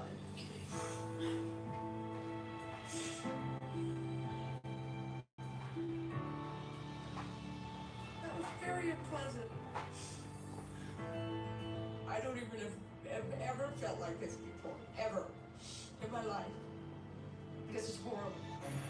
After a frustrating conversation with a defiant owner about the many problems with the food, Hi there, how y'all doing? Chef Ramsay returns to see how the dishes are prepared by this band of young cooks at Manja Manja. So, talk to me about the line. How does this roll? Well, we got our satay. Satay? Yep, all of our raws, our veggies, our produce, yada yada. What's in here? Meatballs and sausage and marinara. It's like an oil slick in there. Wow. That's terrible. Is that normally like that? Said that the Ryan. tart didn't taste fresh. I think it looks just fine. Oh, we haven't, have we? Yes, sir. How long have you been here, bud? Couple months. Couple of months. What's wrong with the place in your mind? We have a leadership problem. These guys haven't been trained properly. Yeah, you're not wrong. Honestly, I don't feel that Julie has the leadership qualities. We have a very young staff and inexperienced staff, and unfortunately, she's the biggest reason that they're not where they need to be. Oh no, what's wrong to know? So they're too salty, so they're ordering something else, just so you know. Too salty. And you're not interested in tasting this when it comes back, or you just fuck it, it comes back? I just say fuck it, I don't taste it. You just say fuck it, you don't taste it. Wow. It's yellow, it's limp. Julie, that's the spinach from behind the line. It can't look like this. It's behind the line, they're cooking with Okay, it. why does the spinach look like this? That's what we've been getting in. No fucking way. We gotta wash it because someone last night had a piece of sand in it. Seriously? What the fuck is this? Spinach that you ordered. This is not, our spinach has never looked like this. He's trying to impress Chef Ramsay, but that is not Trevor. Trevor is a spoiled little bastard that refuses to do his job. I have never seen our spinach look like this in 4 years. They've cooked with it, they've sent it, you've charged for it. You need to see it. I see it. And you're just gonna let them cook with it? No, we're gonna have to figure something out. Throw that shit out. It's hard not to laugh. I know. And then, Listen there. In the walk-in he goes. There's a room on the floor. Look at that. This is an absolute horror. Chris just used like a trash can. Even buying peeled onions.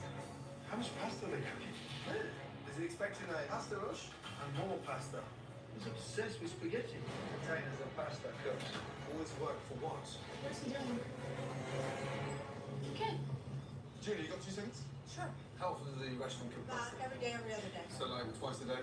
Fresh for lunch, fresh for dinner? No, once a day. They'll cook it in the, like midday. Yeah. No, okay. Do you have any idea what's going on behind here? This will be used today.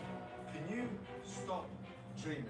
Do you have any idea how many portions are in here? No, I don't. You've got no idea how many portions of capellini pasta in there? No, I don't. Okay, how many do you think then? Roughly? 20? 20. Now that is a lot of capellini. That's just one container. It's pasta mania. 1, 2, 3, 4, 5, 6, 7, 8, 9, 10, 11, 12, 13, 14, 15, 16. Enough pasta for close to 400 portions on this table here. And we've got how many customers tonight? 53. 47.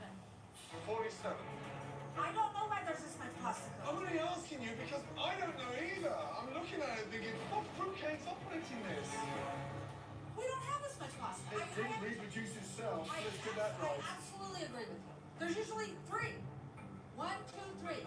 Not all this other. These 2, I don't know why these 3 there. Just told me this is all going to be used in a day. No, I said, okay, they use Because here's the thing, I'm going to get changed. Okay. And I'm going to drive straight back to the fucking airport because you are chicken.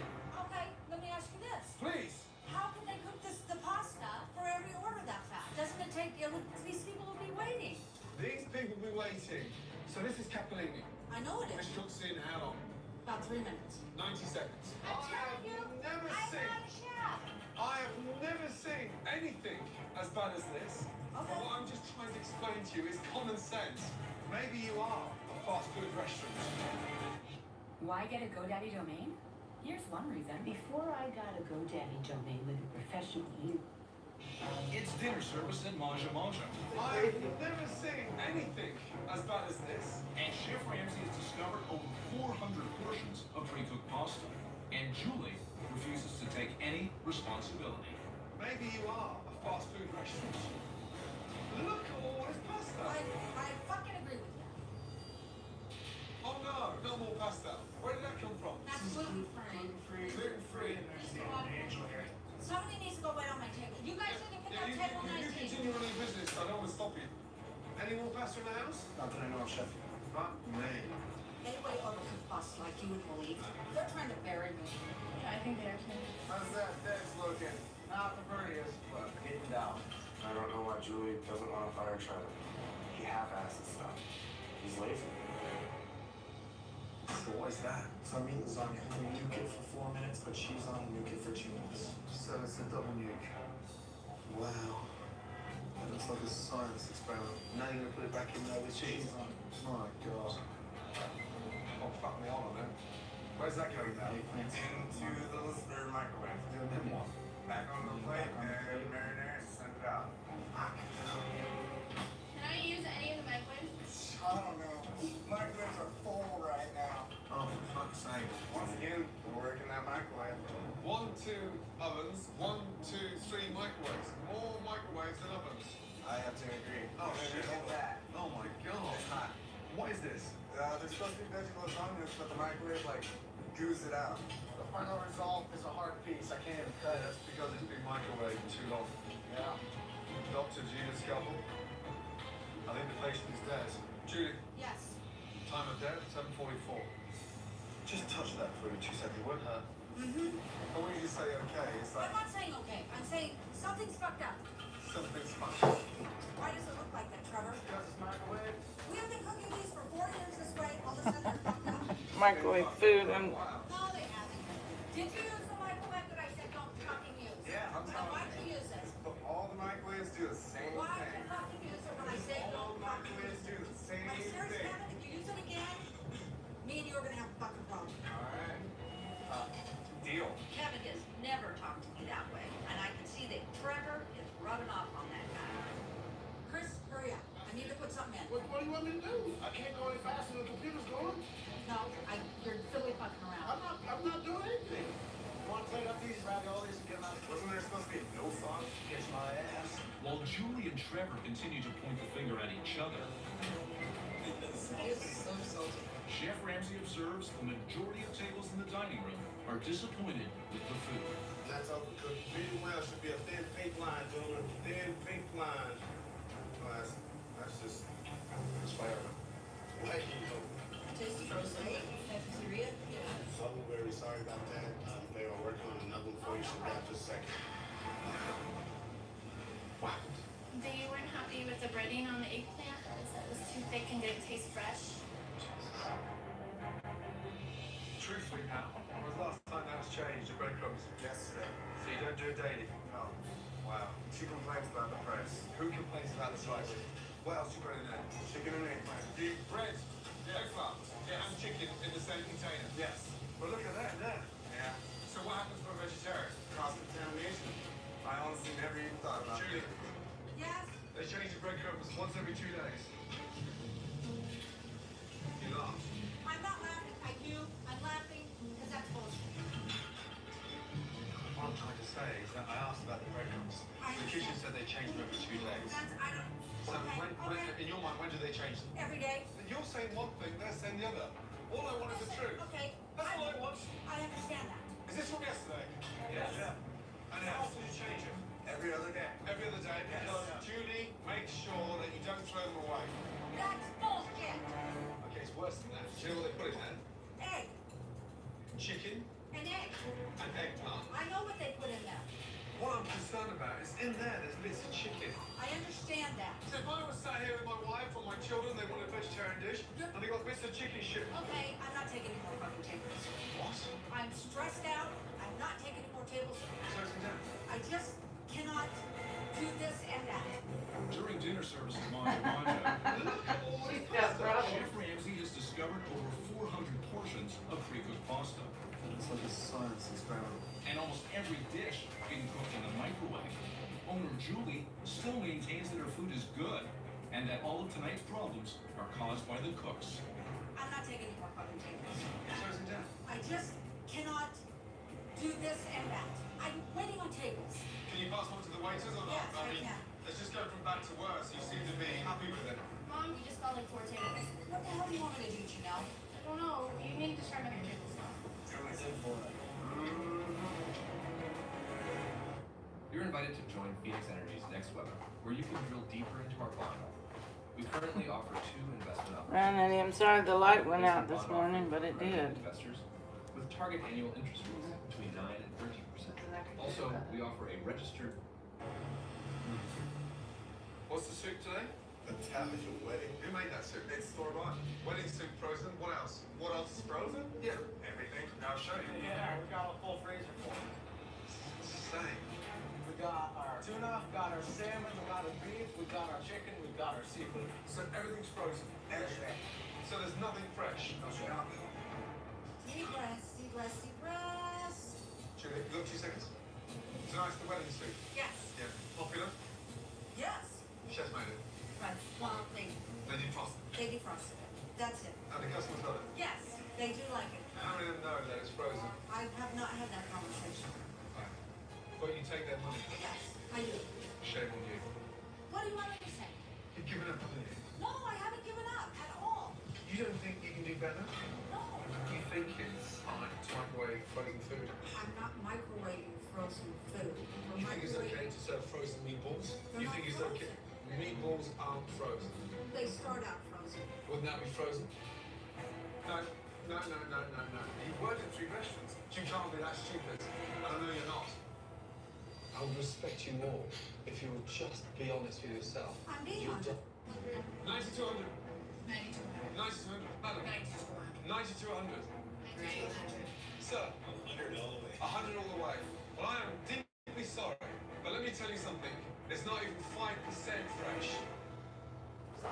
It was obvious. And 95% of everything you've eaten this evening is frozen. And you can cook better at home, yes? Yes. So why do you think it's fine now? I'm leaving. You running away? I'm not taking any more. Julie, Walking out. you're walking out. Wow. It's not in the mood for it. I'm not going to be screamed out like that. I can't do it. Julie, I cannot do that. Walking out. Next time on Kitchen Nightmares, get a grip fast. the dramatic conclusion of Manja Manja. Will Julie bail on her restaurant? I'm so stressed out. You will witness stunning revelations, Drugs. Who's on drugs? betrayal, You are fucking lying. Who interrogates it? and disappointment. You have no respect for her. I don't have respect for you. I didn't know that. As Chef Ramsay is forced to deal with something he has never dealt with before. This is not working for me anymore.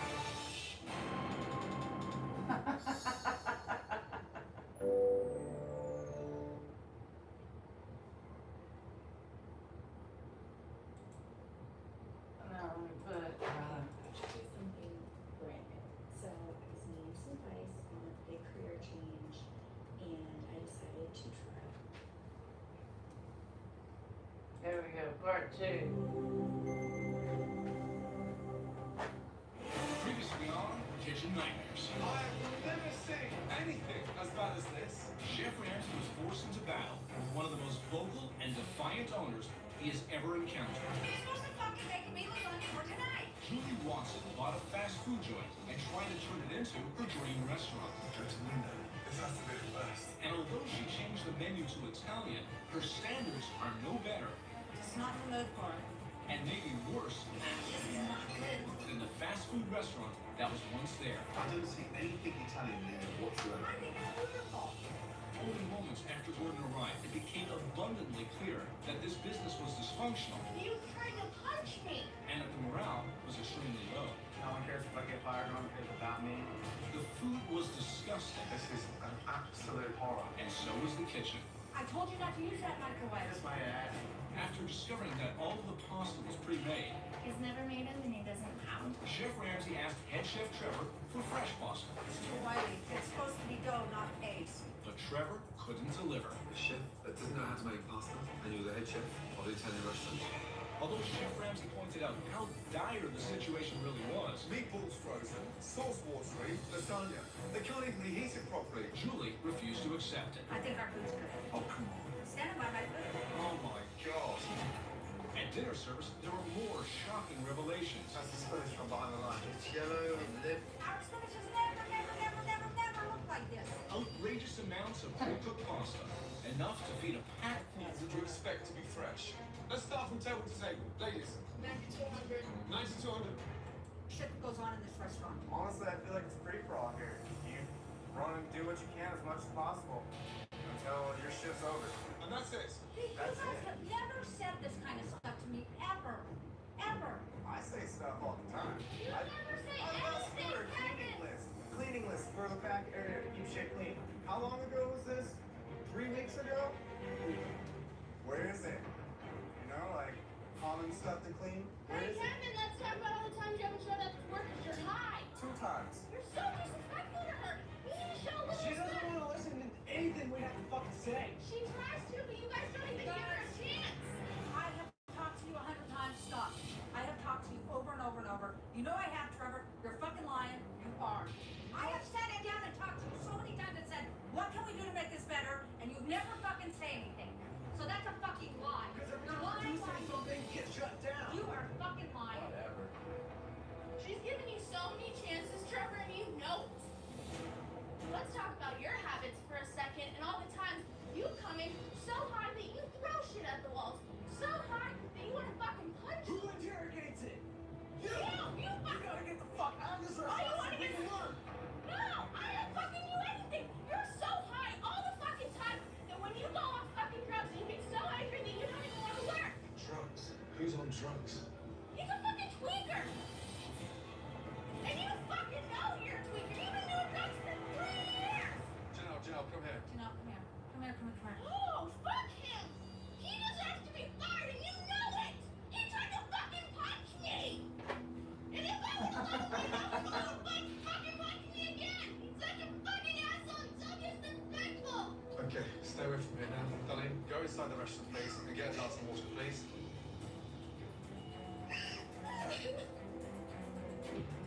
That is not right. How long has this been building up? A long time.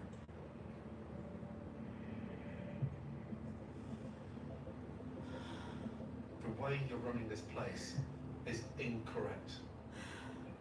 How in the hell are these doors still open? Because I fight and battle. Ryan, honey, how you doing? For what?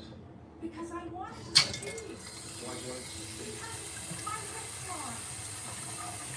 It's my restaurant. You know what? Sometimes it's good to stop completely and start again. You just continue. And I'm trying to rub your face in it. But when you tell That's me, what it feels like. because you're in denial, because you're telling me that's what customers want, you can't take the criticism. That's what I'm saying. No, you can't. You're going to stand there and argue that the shit that you're defrosting and cooking in the microwave is what the locals want. Lunchtime, you kept on telling me, my food's good, my food's good, my food's good. And then all night, every 15 minutes, something else cropped up, or that's been defrosted, or that's frozen, or that's crazy. Cooking vegetarian dishes in the same breadcrumbs that you were with chicken parm. And you have a Cajun company that provides frozen food. You defrost it, he reheats it, and throws it out there. Customers aren't that stupid. I'm sorry, but the truth hurts. And I've closed a restaurant before. I've failed in my hometown. But I don't stand there with the arrogance thinking, it's perfect. I never said it was perfect. So why are you taking their money? Because I'm trying. How about trying to make their experience a bit better? I Or you're not up for that? I am up for that. Are you? Yes, I am. So where's that passion then? I have passion. Where? I want. What dish? I don't know. I'm just exhausted. I'm struggling to find anything positive. I'm struggling to taste something that should be served in a restaurant. And this is not how restaurants run. Trust me, this is not normal. I thought it was normal. I thought it was right. I don't think they even enjoy serving that shit. Apparently I'm doing it all fucking wrong. What are you waiting for? Run, honey. Class is running. What am I waiting for? Get a grip fast.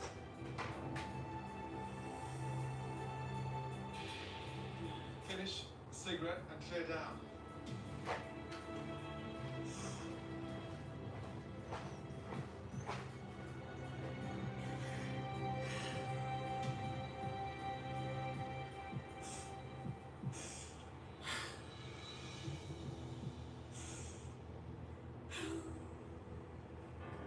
My head is just spinning. I thought I was doing it right. I did. I did.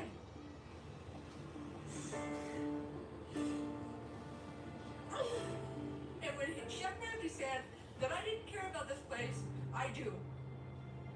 Otherwise I wouldn't be here doing this right now.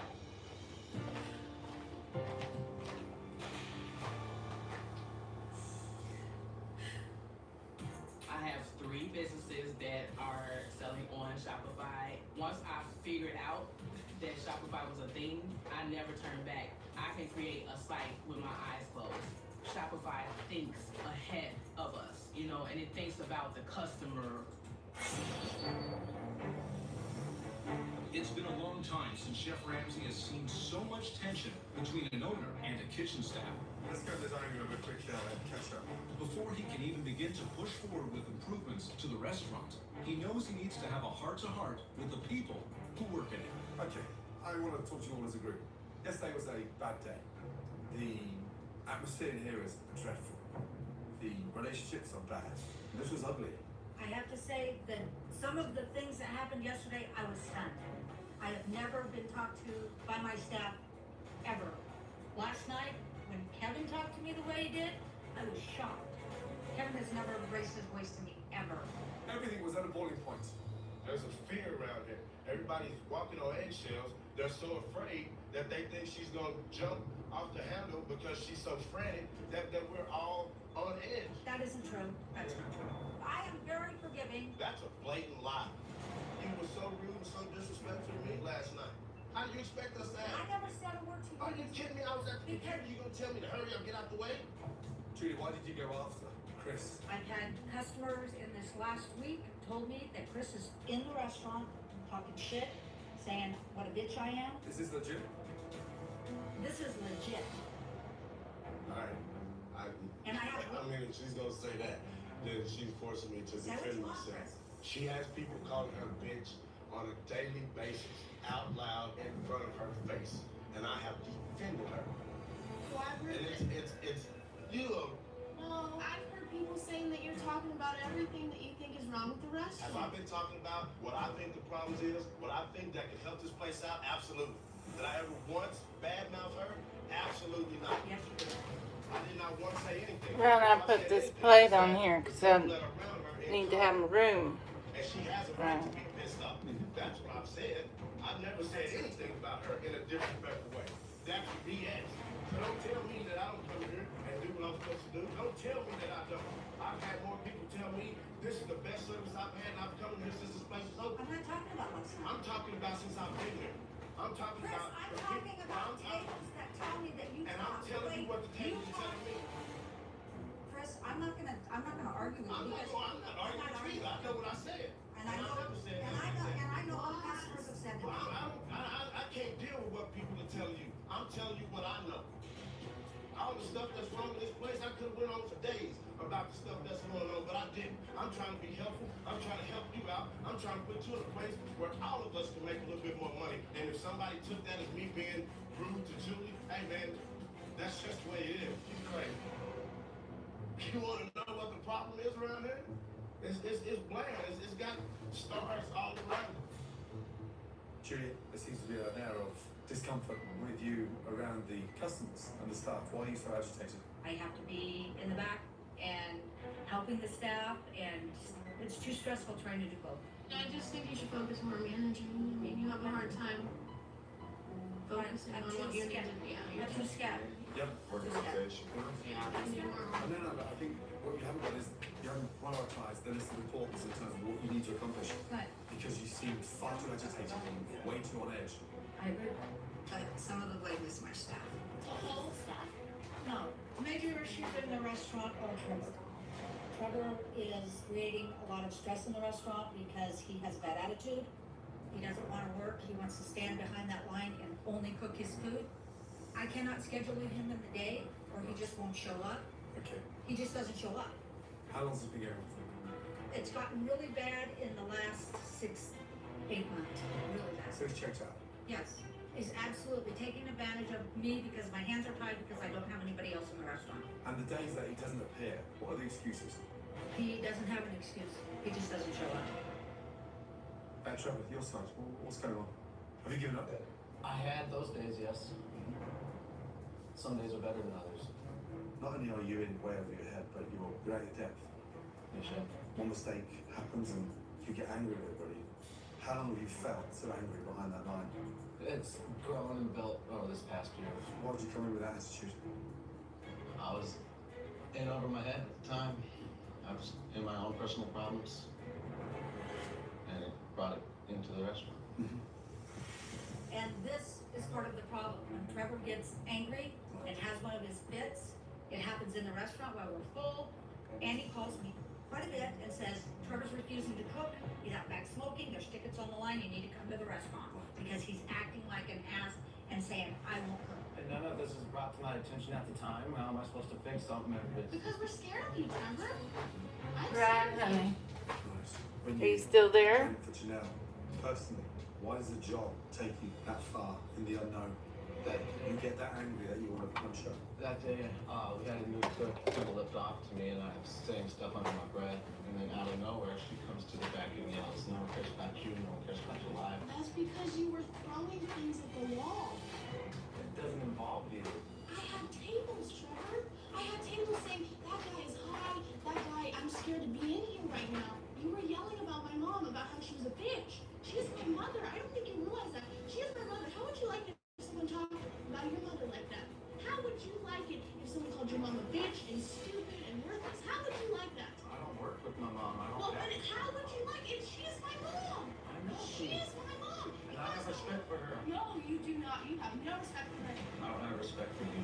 I don't have respect for you either. This summer, get 80% off hosting or unlimited. One AI-powered plan with everything you need to build your website, launch your idea, and grow online. Get unlimited websites, unlimited emails, priority support, and more, all in one place. No platform switching, no extra subscriptions, no complex tech. Go to Hostinger to claim...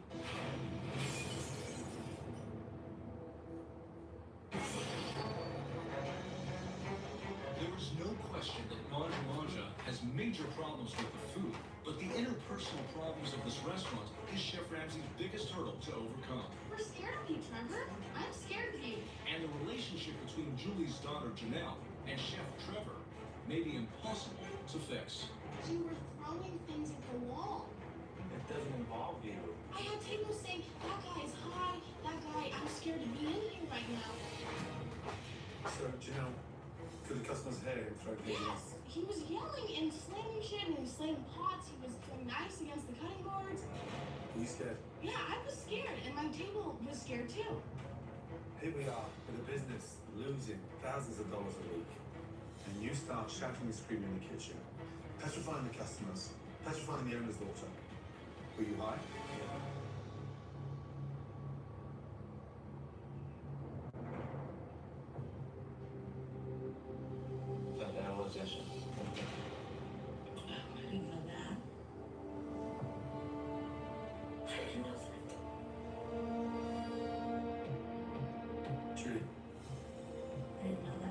you say? I didn't know that he was high that day. You know, I thought it was maybe once every 6 months. And I talked to him about his drug use on several occasions, and he said, I'm done, I'll never do it again. He promised, warned me. Obviously, I didn't know enough about drugs. And how long has this been like this? Look at time. 12 months. Longer than that. And what's the substance? I didn't know. Some amphetamines. So it's serious now. Are you attending meetings? You're not. This is not about a chef and the owner's daughter falling out. This is toxic. What are we waiting for? Somebody to get hurt? It's time to make some changes in this restaurant, and I'm ready. Trevor, this is not working for me anymore. I've had this conversation with you about your drug use for too many times. Let's become poison in the restaurant, and I can't do that. And you're fired. I'm not doing it anymore. I'm sorry, I can't have this going on. I respect your honesty, but you cannot walk in here on the entrance. I understand. On your downward spiral, start turning this place upside down. And you certainly can't cook whilst on that.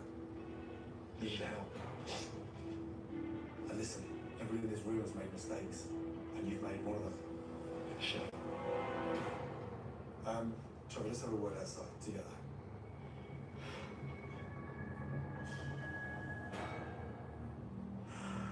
Wow, that was tough. I talked to him. He said, I'm not doing that.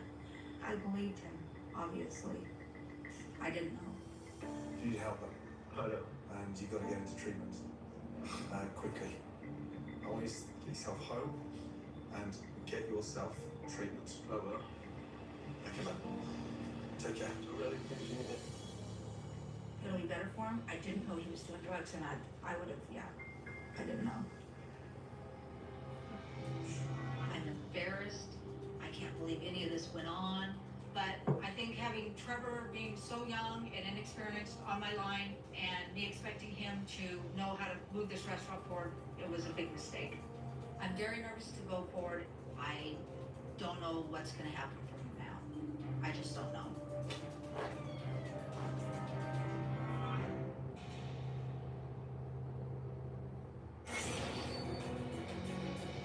After learning that Manja Manja's head chef Trevor has been abusing drugs, Julie has decided to let him go. Now Chef Ramsay wants to make sure that Julie is committed to making big changes, to putting her restaurant on a path to success. The atmosphere in here is dreadful. Everybody is at such a high stress level. But with regards to Trevor, I understand.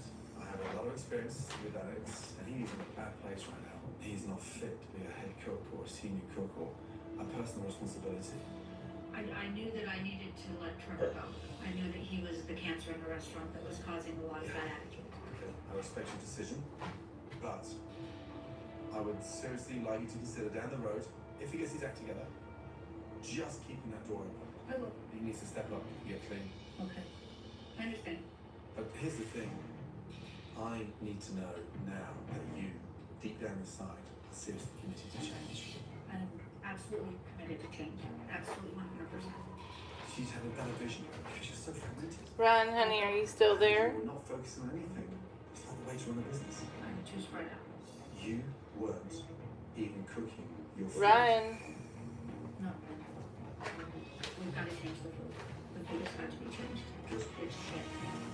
What other things did you think about that you want to change? I need to quit waiting tables, and I need to have better communication with my staff. That's a huge commitment.